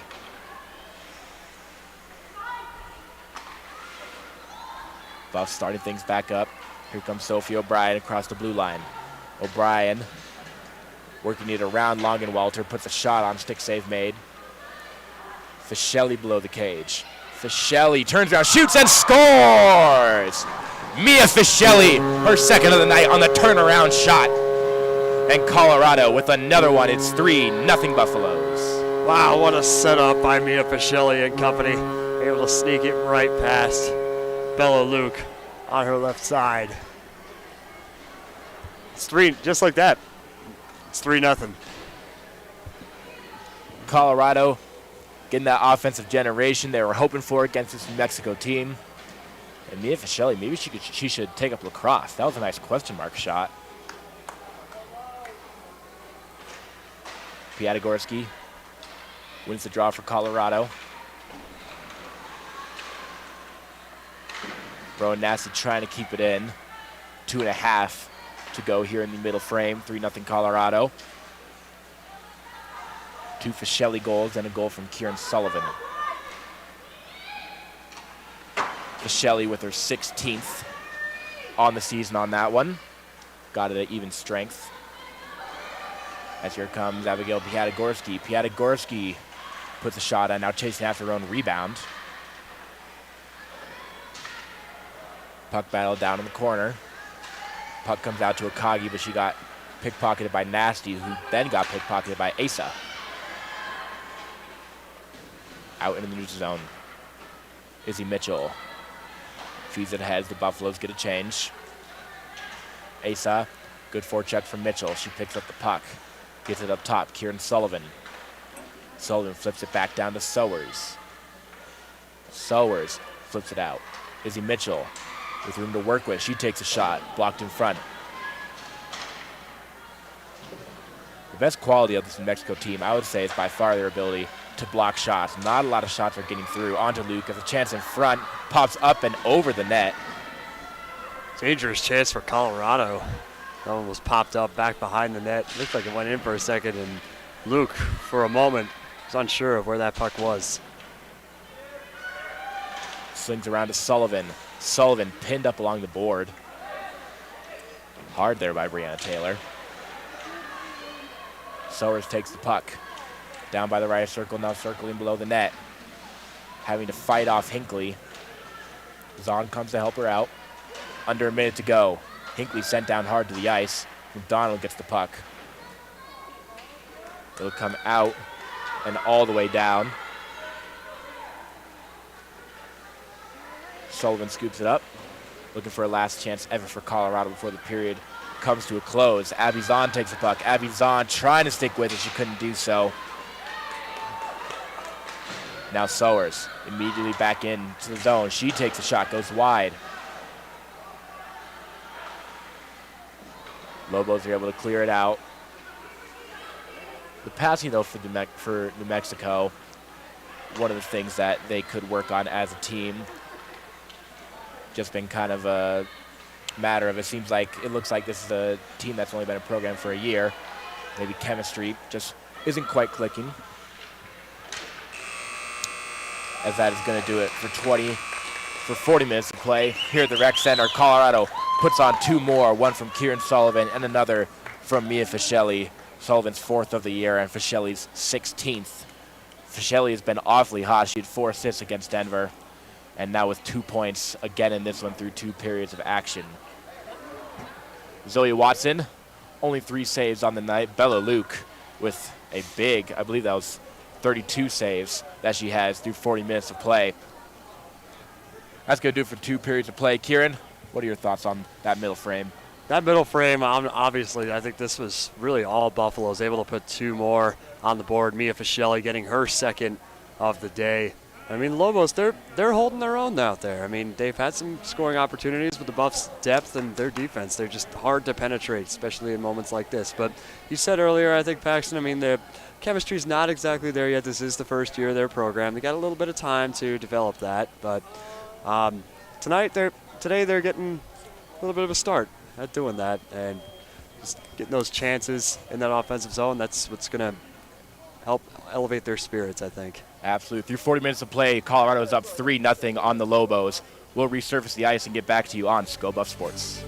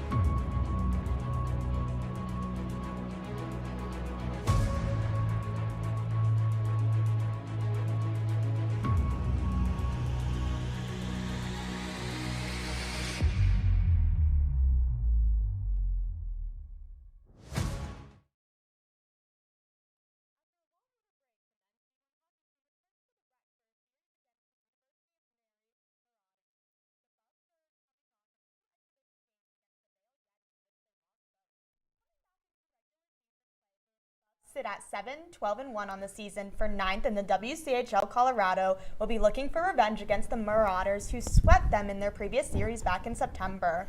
The games are at 8 p.m. Mountain Standard Time on Friday and 7 p.m. Mountain Standard Time on Saturday as the Buffs look to stop Mary's 5-game win streak. The games will be streamed live right here on Sko Buff Sports. The Red Hot men's D2 hockey team has a busy week with 4 straight game days against 4 separate opponents. The Buffs are 4-1 in their last 5 games and will look to keep their momentum going from their 3-1 win against Metro State Roadrunners last weekend. Up first are the Dakota College Batino Lumberjacks at 5 on Friday, then the East Texas Baptist Tigers at 3 on Saturday, the Providence Friars come to town on Sunday at 3. Lastly, Colorado hosts the Cal Golden Bears at 11 a.m. on Monday. All games will be held at the CU Rec Center and live streamed here on the Sko Buff Sports YouTube channel. The women's hockey team emphatically took down the Denver Pioneers on Monday by a score of 7-2. The first line contributed to 3 goals at even strength, and the Buffs netted 2 on the power play. With that win, the Buffs moved up to 2nd in the WCHL, only 2 points behind Utah. The Buffs will be back on the ice this weekend for a pair of games against New Mexico. Stream live on Sko Buff Sports. The CU ski team has kicked off its season with a strong Nordic and Alpine performances. The Buffs recently secured top finish in the RMISA qualifiers with Nordic racers on the podium and solid results across the board. Alpine alum Ryder Sarchet also earned a spot for the U.S. Olympic team for the 2026 Winter Games. With both Nordic and Alpine action ahead, Colorado looks to build on another competitive season. The track and field team are hosting the Potts Invitational today and tomorrow. This is their 3rd event of the year, but the first at home. CU looks to keep things rolling as they host a total of 8 schools from around Colorado and Wyoming. Today's event started with women's long jump, and things will get moving tomorrow morning with the men's 60-meter hurdles. The greatest goalkeeper in Colorado soccer history is staying home. Denver Summit FC of the NWSL has signed Jordan Nidis for its inaugural season. Nidis was a 2-time All-American and 2-time Big 12 Goalkeeper of the Year over 3 seasons in Boulder. Last fall, she set CU's single-season wins record and was one of 15 semifinalists for the Mac Hermann Trophy, college soccer's highest individual honor. The Aurora native joins former Buff star Taylor Flint on the Denver's first professional women's soccer team, set to begin play in March. The volleyball team closed their season back in December after a second-round loss to the Indiana in the NCAA tournament, but the accolades didn't stop coming for pin hitter Anna Barilovic. The junior was selected as an AVCA All-American third team and was also named to the AVCA All-West Region first team. This is the first time in her career to gain all the West Region and All-American honors. 3 former Buffs will take the field this weekend in the NFL divisional playoffs. Fullback Brady Russell will suit up first for the Seahawks on Saturday night against the 49ers. Then on Sunday, linebacker Nate Landman and defensive back Akella Witherspoon play for the Rams in LA's chance to get back to the Super Bowl for the first time since 2022. Colorado Buffaloes women's basketball had a 10-player roster turnover for the 2nd straight season. However, this year, they added a French phenom. She's been incredible. Honestly, she's one of the more reliable people I've ever been blessed to coach, and that's in every single area of her life. You know, she shows up every day with the same mindset, the same attitude. Rhode Island transfer Anaël Dutat hails from Cesson, France, and has become JR's most reliable player. She averages a near double-double on 50% shooting, along with 4 offensive rebounds per game. But for Dutat, her contributions to the team is just being aggressive and grabbing some rebounds. I try to be aggressive, especially on defense. Maybe I should be a little more aggressive on offense. And I try to play defense, get some rebound, get like extra possession and stuff. While Dutat pulls down buku rebounds, she's not only in Boulder because of the hoops. She studies biomedical engineering and also happens to play basketball. However, as a senior, her leadership role and aggressiveness is still developing. I say I don't necessarily talk a lot, but then when I talk, like, they really listen to me because they care about what I'm going to say. It's emerging, yeah. So, you know, just different philosophies. Like, she played for Rhode Island for 3 years where she had tremendous success. The team had a lot of success, but just sort of philosophically, I think they were a little bit more play it safe, you know, than we are. We're a little bit more, when in doubt, be aggressive, take a risk, go for it, we'll recover. With her athleticism, the transition from Rhode Island to the Big 12 is much easier, but she still realizes some differences. I say compared to maybe the A10, it's like when you make a mistake, like they make you pay right away. When, like, I guess maybe lower conferences, obviously it depends where you're playing and stuff, but you have more room to have like bad games. However, in a team with new faces, Dutat has steadied the boat. I think all of us, based like on where we come from, other teams, freshmen and stuff, we all bring like our own perspective. And I say that's also what I'm adding, like just my own perspective of like spending 3 years in the US at our school, but also like playing in France and stuff. So I guess I'll say like just a new perspective. When she shows up exactly the same every single day, she's never high, she's never low, she just is totally reliable. I think young players, and even new players that aren't young, I think a new group needs people like that. So, as the season progresses and the Buffaloes look for March glory, they're one step closer with AD. Xavier McNevitz, ScoBuff Sports.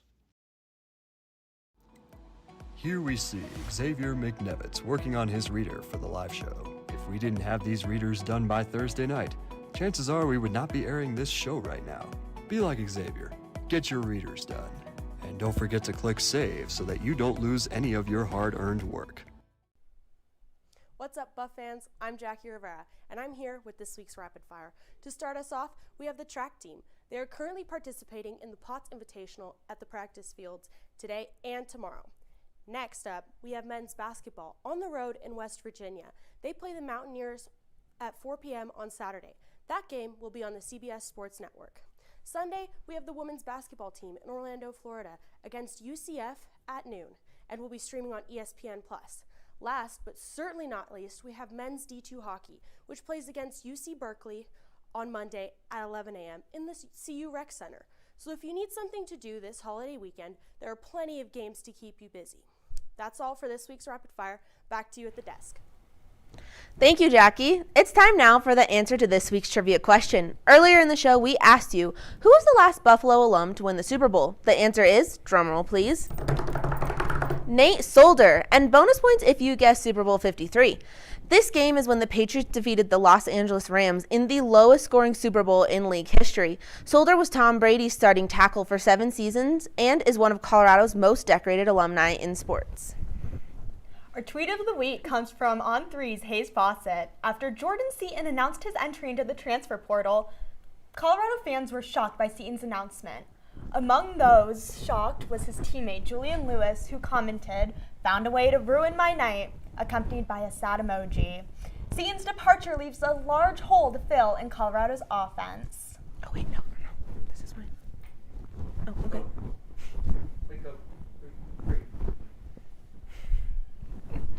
Before we sign off, ScoBuff Sports is excited to announce the debut of our basketball live show. Our analysts will discuss the start to both the Buffs men's and women's seasons and debate their chances at making March Madness. Make sure to tune in for the premiere Wednesday night on our YouTube channel and look out on social media channels for more updates. As always, you can find us at SBS_CU on all platforms except for YouTube. Well, thank you for joining our first live show back this semester. It's been a pleasure being your host for today. We will see you here next week. And as always, you heard it here first.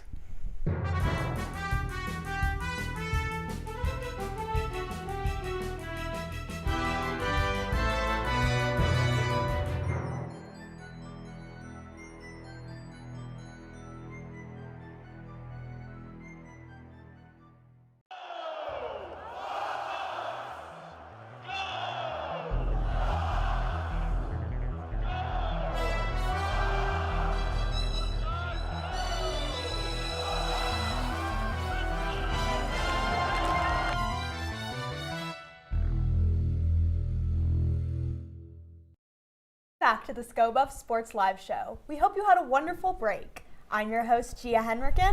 And I'm your other host, Hannah Howell. We have some great sports to catch you up on, so let's get into it.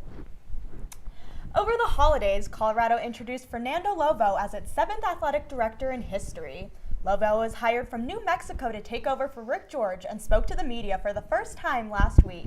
He emphasized how he sees Boulder becoming a championship destination in the national landscape. Lovo attended both men's and women's basketball games in the past week and is already proving his promises for fan involvement and investment. The Buffs will be represented in the upcoming 2026 Milano Cortina Winter Olympics in a way that seems only fitting. Ryder Sarchet, class of 2028, has been named to the United States Alpine Ski Team, becoming the 44th Olympian in Colorado ski team history. In Sarchet's freshman year alone, he won second-team honors in the All-American Slalom and Rocky Mountain Intercollegiate Ski Association. He will compete in the Alpine skiing competition, which begins on February 4th. Team USA's Alpine team will head to Milan in February, hoping to rebound after an 11th place finish at the previous Olympics in China. As the transfer portal comes to a close, Colorado has experienced some significant losses. Top wide receiver Omarion Miller left for the Arizona State Sun Devils for his remaining season. Standout safety Tawfiq Bayar departed for Texas, and Imid did a defensive and London merit for Clemson. What may be the biggest loss of all is star offensive tackle Jordan Seaton. While his next destination remains unclear, his departure, along with several others, leaves Colorado facing a major rebuild heading into next season. For more on who the Buffs have brought in through the portal, here's Harrison and Shane with Buff Banter. It's another year of big changes in Boulder. Alongside Shane Holcomb, I'm Harrison Simeon. Welcome to the first Buff Banter of 2026 and the first Buff Banter since the opening of the transfer portal window. It's been pretty chaotic, hasn't it? That's right, and Deion Sanders, every single season it seems like he's bringing in a new roster, new faces to this Colorado Buffaloes team. We'll get into those key prospects today. Yeah, 38 out, 36 in, the number 18 transfer portal class in the nation according to 24/7 Sports, number 4 in the Big 12, and just going down the list, it's pretty crazy. 1 quarterback, 2 running backs, 4 receivers, 1 tight end, 6 O-linemen, 11 D-linemen, 3 linebackers, 3 cornerbacks, 4 safeties, 1 kicker, and counting. It closes at the end of today. But Shane, who are your favorite portal additions so far? Well, what stands out to me, Harrison, is the group of wide receivers they brought in, right? Yes. Highlighted by DeAndre Moore. He's coming in from Texas. He's a guy with a lot of big game experience in the SEC. He actually caught a touchdown pass as well against Arizona State, the Peach Bowl game last season. And this is a guy that's probably going to be your WR1 when it comes to Omarion Miller going out, DeAndre Moore coming in. He also has a relationship with Brennan Marion, the offensive coordinator that CU hired this offseason. He was recruited by him in 2022 when he went to Texas. Yeah, the receivers look really good. They also brought in the nation's leading receiver from last year, Danny Scudero from San Jose State, Cam Perry from Miami of Ohio, Ernest Campbell from where Marion was at Sacramento State. The receivers look really good, but I'm looking at these D linemen, and they look great. Just all around, there's all sorts of D linemen that they got, both on the edge and in the interior. Santana Hopper from Tulane, my favorite of the bunch, all conference at Appalachian State, then all conference at Tulane last season where they made the college football playoff. A big contributor to that defense. Ezra Christensen, a star with 6 sacks at New Mexico State last season. Balansama Kamara, maybe a more under-the-radar name from Albany, but that's where Jared Verse, a rookie of the year in the NFL, came from. Maybe some development. Shout out Central New York. Yeah, a little lineage there. Toby Aneen was a beast at North Dakota State. Visited Colorado a couple years back with the Bison. And Dylan Manuel, a nice space eater in the middle at D tackle. They needed a little bit of interior after the first few additions they got were on the edge, but but I like these D linemen a lot. Well, Harrison, the group of talent and the group of schools they're bringing in signals to me that they're taking a different approach than Colorado did last offseason, right? Because these guys are from maybe lesser-known schools, but what encourages me is Deion Sanders and their coaching staff, they're telling the media they're spending a lot of time in the facility, doing the talent work, doing the film analysis. This shows me and gives me proof that they're doing what they're saying they're doing because they're getting guys that maybe aren't the biggest of names, but all you can do, if you play football and you play it good, that could be the difference in this year's being better than last year's class. Yeah, what impresses me is the production. Last year, the defense was just all around god-awful, and especially the D-line, where they got the most of their additions, it needed juice. The pass rush, not good. 2 years back, they led the Big 12 in sacks, but then all of a sudden falls off a cliff. They got some unlikely sources. They went to some unlikely places, but they got some all-conference guys, and we'll get into a few more of those later. But, Shane, what position group do you feel like still might need some work heading into 2026? What I'm looking at is the linebacker core, right? You mentioned the defense was super soft last season, especially over the middle of the field. They got Leona from Texas, who's a standout recruit, right? This is a guy who can be a leader in that locker room, but also on the field, right? It seems like teams were just figuring out and kind of just dismantling this Colorado defense last season over the middle of the field, whether that be the slant route or just running the ball with the quarterback, right? And Leona's a guy that, again, big name experience from Texas as well. He's someone that I think can hopefully bring some stability to this defense.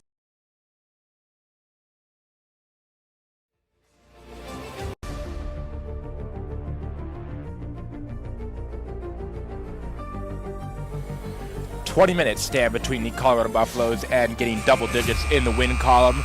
They're up 3-0 on the New Mexico Lobos. Here as we get ready for our final period of action at the Rec Center. And Kieran, the shots are in favor of Colorado. I believe it's 33-3 in favor of the Buffaloes, and it has just been quite an onslaught of offensive and defensive pursuit from this Buffaloes team against this 0-6 Lobos program. Yeah, Lobos coming in here, they knew they were in for a challenge, facing the second-place team in the WCHL, one of the top teams in the country. All these ladies do is win. So this was a big challenge, but Colorado has one goal in mind this weekend, and that is to retake that #1 spot in the WWCHL. But Lobos, they're looking to put up a fight despite being down by 30 shots. The energy's still there, as you can see. Absolutely. This Lobos team, fresh in the ACHA, they've had to go up against some of the top teams that the ACHA has to offer. Utah, Arizona, and they've had to weather that storm. They're doing their best. We'll see how they carry on as a program. I mean, you got to root for a team like New Mexico. Root for any program, really. You hope that every team is as good as they can possibly be. Yeah, the first couple of years, there's going to be some rough patches, and Lobos are currently in the midst of theirs. But down the line, I'm sure this will one day be a great team who can compete. Absolutely. They are an independent team in the ACHA, which is kind of funny that all the independent teams are part of their own division effectively. It's just called the independent division.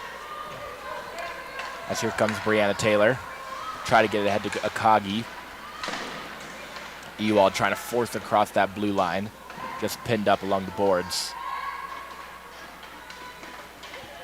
He's going to squirt out and come to Brianna Taylor working hard. She puts a shot into Watson, who makes her 4th save of the day. Now Sophia O'Brien enters the zone. Some changing Buffaloes behind her. She's just going to keep holding on to that puck. They got poked away for left for Piatagorski, who got it right back. Now Kieran Sullivan from the point. She takes a shot deflection in front from Nasty. Cadden tried to flip it to Nasty, got intercepted. Here's Longenwalter. Longenwalter lost the puck. Rowan Nasty working hard on that forecheck. Piatagorski chases after it. Up top to Izzy Mitchell. Mitchell taking a shot. Save made by Bella Luke. Back up top, here's Kieran Sullivan. She has a goal in the second period. Sullivan, she's going to walk right in. But instead of taking a shot, she tried to leave for Piatagorski and then got scooped up by Hollister. Cadden now getting across that blue line. She's got Piatagorski to her left. Changes course, finding some space, got a nice pocket, leaves it again for Piatagorski. Another backhand pass when they had an open shot. Shot from Sullivan, saved by the glove of Bella Luke. A couple times there, you had Kieran Sullivan, who had a lot of room there on the point. She could have taken a shot. She left it backhand pass where Piatagorski was circling behind her. And then it just happened again with Mitchell. Colorado slipping up just a little bit here to start off this third period. They have a comfortable 3-goal lead. Down in the corner, Amelia Sowers. Puck is loose. First touched by Akagi, but then it got snatched by Amelia Sowers again. Puck still rolling free. Sowers working hard. A couple bodies collide. Sowers ends up with the puck. Tried to bank it to Emerson, but Sowers is going to stay with it. Your Sowers in the right circle. Looking around for a pass to Emerson. Emerson's going to take a rip. Got blocked in front. Going to head all the way down. Should be icing on New Mexico, and it is. 17 minutes to go. Big day for Colorado, as here in a couple of hours, a couple hours, the Denver Broncos will be facing off against the Buffalo Bills, the biggest game of the Bo Nix era. You can check that game on our Broncos tracker as it happens during the next men's D2 game that takes place here at the Rec Center and live on ScoBuff Sports. A shot from O'Brien, blocked. The New Mexico bench loves it. Paulson's going to take a rip, save, rebound, and the shot from Arns, another block shot by this New Mexico team.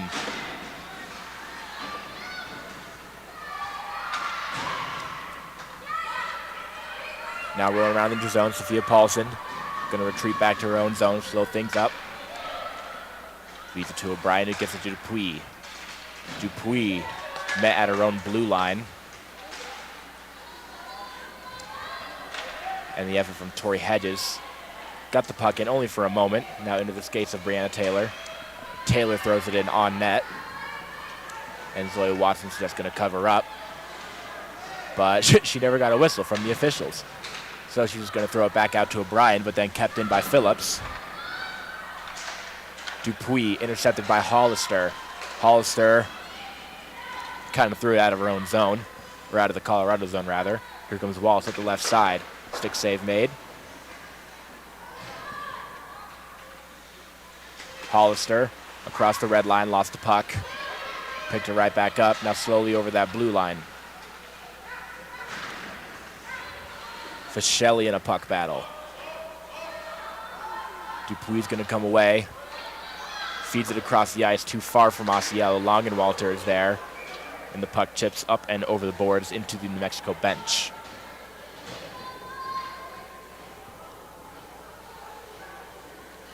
Couple more games this afternoon and into this evening here live on ScoBuff Sports. You'll see the men's D2 and D1 team play here.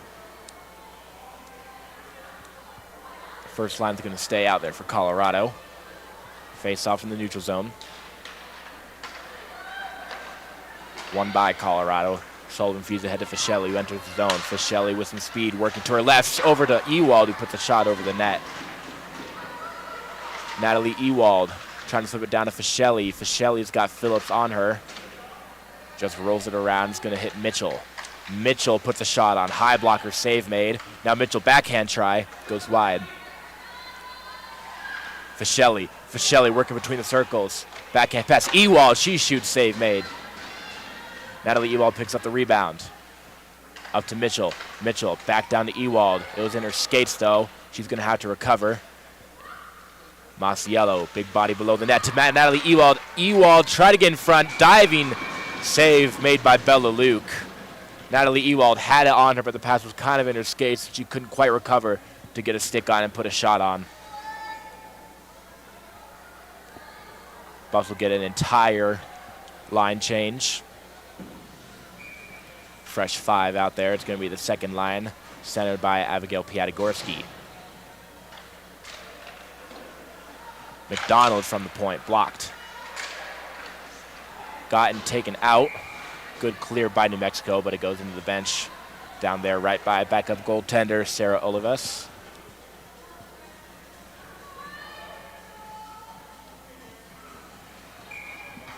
About 14 minutes and 43 seconds left to go on this one. Face off one by Colorado. Nasty enters the zone. Nasty working around. She's got room. Rowan Nasty almost flipped it over the right shoulder of Bella Luke, but she was up for the save. Cadden now throws it across. Emerson, that shot was blocked and taken out by the New Mexico Lobos. Should head all the way down for icing. It is going to be just that, and we'll get an offensive zone draw for Colorado.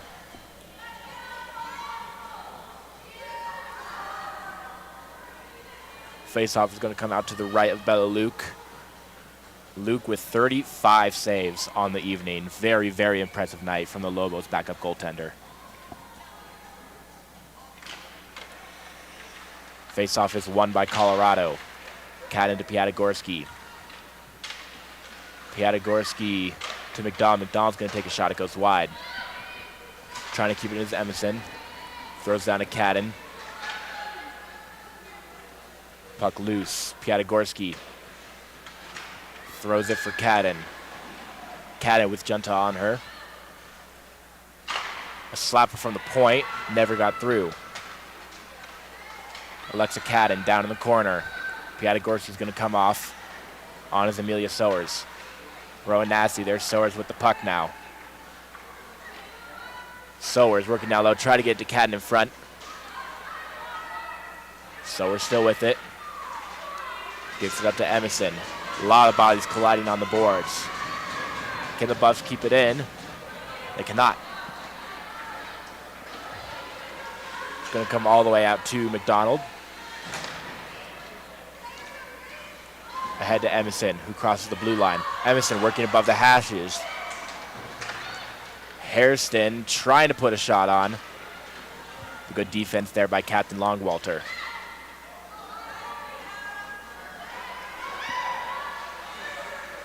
McDonald throws it across the ice. Here's Zahn. Zahn across the blue line.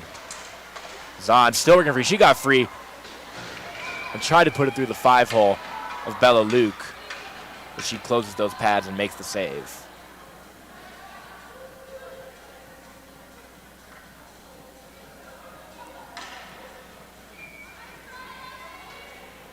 Taking a look around the WWCHL, the Utah Utes face the Montana State Bobcats at 10:30 Mountain Time this evening, which is a pretty brutal puck drop time. But should Colorado hold on to win this one, they will be tied as here comes score! Sophie O'Brien just worked right in, put a shot on and got it past Bella Luke. O'Brien gets through with goals in back-to-back games.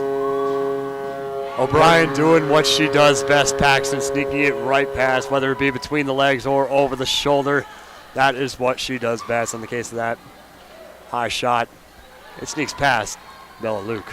For being a defenseman, she is awfully good at puck handling and getting around defenders and creating shot opportunities for herself. It's her 6th of the year. And Colorado, where they want to be at 4-0 here in the third period. Heads over to Wallace, who throws it in. As I was saying, the Utes play Montana State tonight. Should Colorado hold on here, they will get 22 points on the season and move into first place in the WWCHL. And then we will see what Utah has to say about that this evening, if they can take down Montana State, as here comes Paulson. Paulson lost the puck.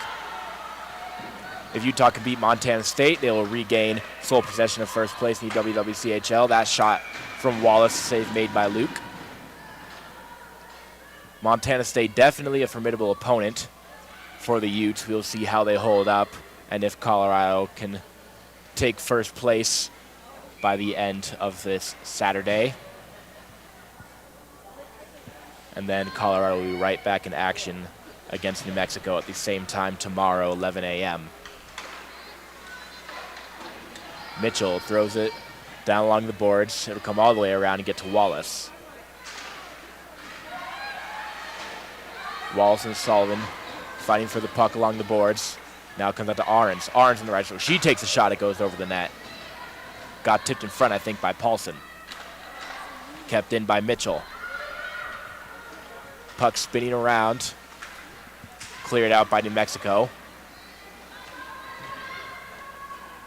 Bella Luke is going to play it and leave it for Captain Longwalter. Mia Fischelli. Here comes the first line. It's Natalie Ewald. She bears in and takes a shot. Save made by Luke. Fischelli picks it up. Fischelli working with that puck. Leaves it for Mitchell. Mitchell works down low. Puts a shot on. Save made. Masiello down in the corner. Fischelli's going to come help her out. Masiello staying with it. Looking to get it to Ewald in front. Ewald got sent down to the ice by Phillips. Masiello's just going to stay with it. Gets it to Fischelli. Fischelli's shot was blocked by Longenwalter. Trying to get it out is Tori Hedges. She does so. As we enter the final sixth of this one, Mia Fischelli across the blue line. Fischelli almost got it past Hinckley and put a shot on, but it was a little too far for her. Fischelli's going to head off. And it looks like the rest of the Buffalo's first line could do so as well. Here comes Nasty onto the ice. Sullivan across the blue line. Sullivan shakes ACHA. Now in the corner. Gets up top. Here's Piatigorsky. Piatigorsky from the point. She's going to put one on net. And kind of a knuckle puck gets kicked wide. Rowan Nasty now. Leaves it for Piatigorsky. Piatigorsky looking up top. Now cuts inside. Piatigorsky takes a shot. Save made. Rowan Nasty to Cadden. Cadden looking around. Changes course, heading down below the goal line. Leaves it for Piatigorsky. Piatigorsky back to Cadden. Sullivan calling for the puck at the point. Cadden's going to take a shot. Blocked in front. Here comes Brianna Taylor trying to get it out. Good forecheck by the Buffaloes. Keep it in. Only for the moment. Tori Hedges colliding helmets with Kieran Sullivan. Alexa Cadden. The puck comes to Sowers. Loose puck. Couple players got tied up. It'll head down below the net of Bella Luke. It was picked up there by ACHA, but then the forecheck of Sowers forces a puck battle in the corner. Away with the puck comes the Lobos, who will feed all the way down to Zoe Watson, who's just going to cover up. That time she gets a whistle.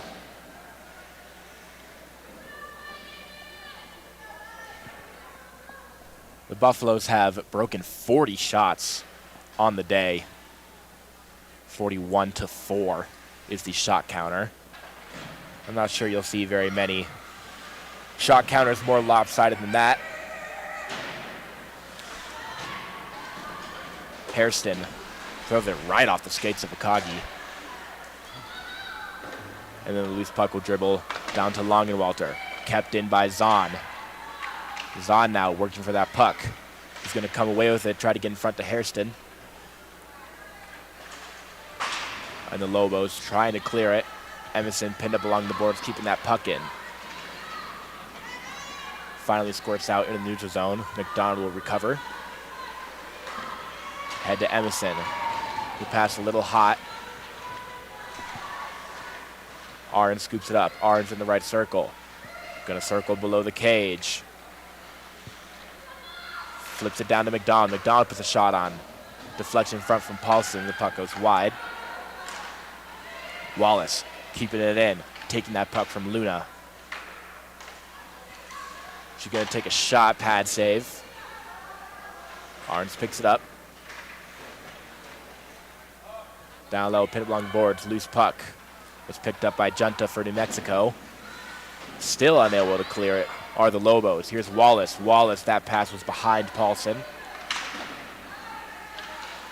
Now fresh on the ice is Natalie Ewald, but she was coming in a little hot, and the puck goes between her and Wallace. Now into the zone. Natalie Ewald waiting for some help. Masiello on the ice now. Paulson still working down there hard on the forecheck.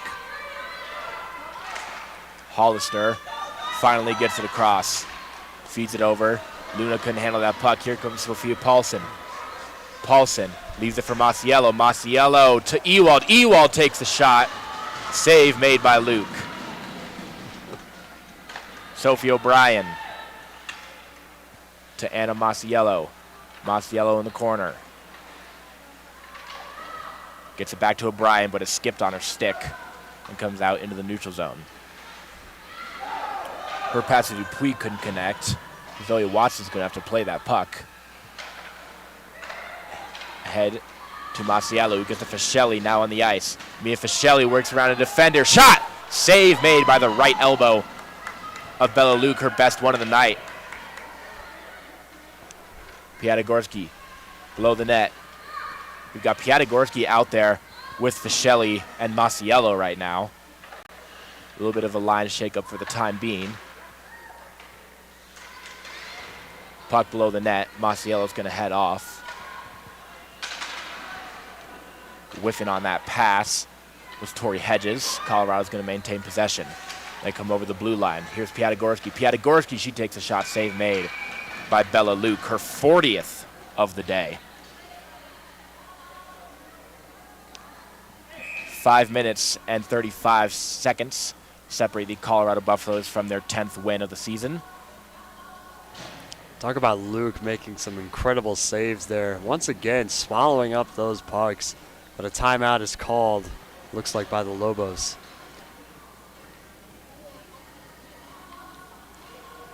And Kieran, you take a look at this New Mexico program. I mean, this is such a short roster, and these players have just been working so hard all night. They have gotten so much ice time. And you got to just tip your cap to this team who's coming into Boulder on the road at 0-6, playing against a very good Buffaloes team. And they are down 4-0. But they've been working very hard all night. They have made the Buffaloes have to earn it, have to work for it. And I'm excited to see what this New Mexico team can do in the future in the ACHA. Absolutely. Young program coming in, facing a veteran team like this Colorado Buffaloes here in Boulder. It's not an easy task, and they're holding their own despite not having a point on the board here tonight, making Colorado work for it, as you said. Absolutely. Peyton Swanson, another goaltender for the Lobos, giving some words of encouragement to Bella Luke. I got to say, Bella Luke has been awfully impressive tonight. She has just been incredible. 40 saves on the day as we enter our last 5.5 minutes to go here in the third. I'm Paxton Haynes with Kieran Warger, Jackie Rivera, and Quinn Kreck doing the camera work today, and Nick Evans bringing you the broadcast. The second line is going to stay out there for Colorado, it seems.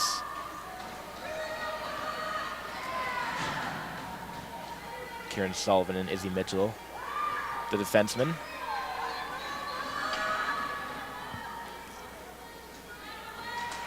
Piatigorsky wins the faceoff. Man, is she good on that faceoff, Doc Kieran, huh? Pretty decent, I'm not going to lie. Mitchell. Shot was blocked in front by Akagi.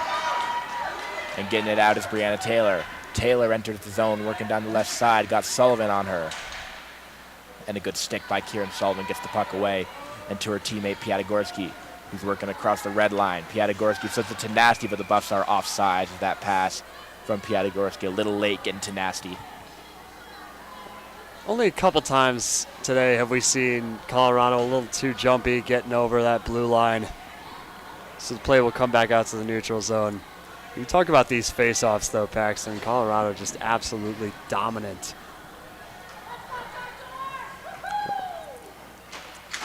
The Colorado Buffaloes, should they, unless something changes here in the final 5 minutes, they'll have gone 2 consecutive games with no penalty minutes as Sowers and Abby Zahn collide.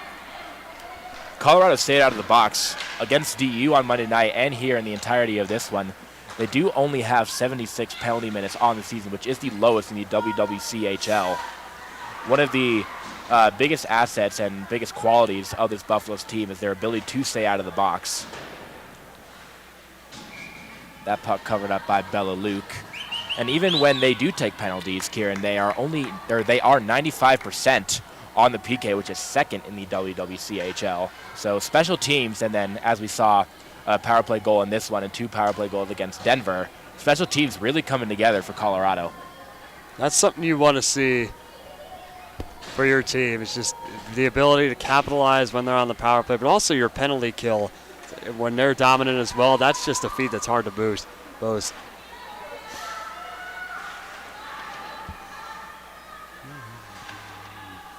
4.5 minutes to go in this 4-0 hockey game. The Colorado Buffaloes lead on their way to the 10th win of the season here in January.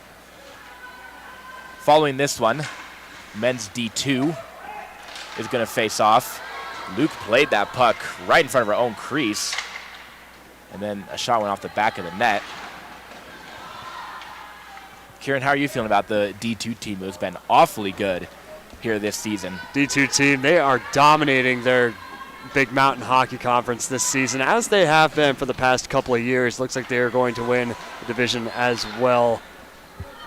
I'm excited to see what they can bring coming in here today. The East Texas Baptist Tigers are coming in here. We saw them walking down by the glass, warming up a little bit, getting ready for their matchup between the Colorado Buffaloes. Absolutely, and it's finally nice to have them here at the Rec Center.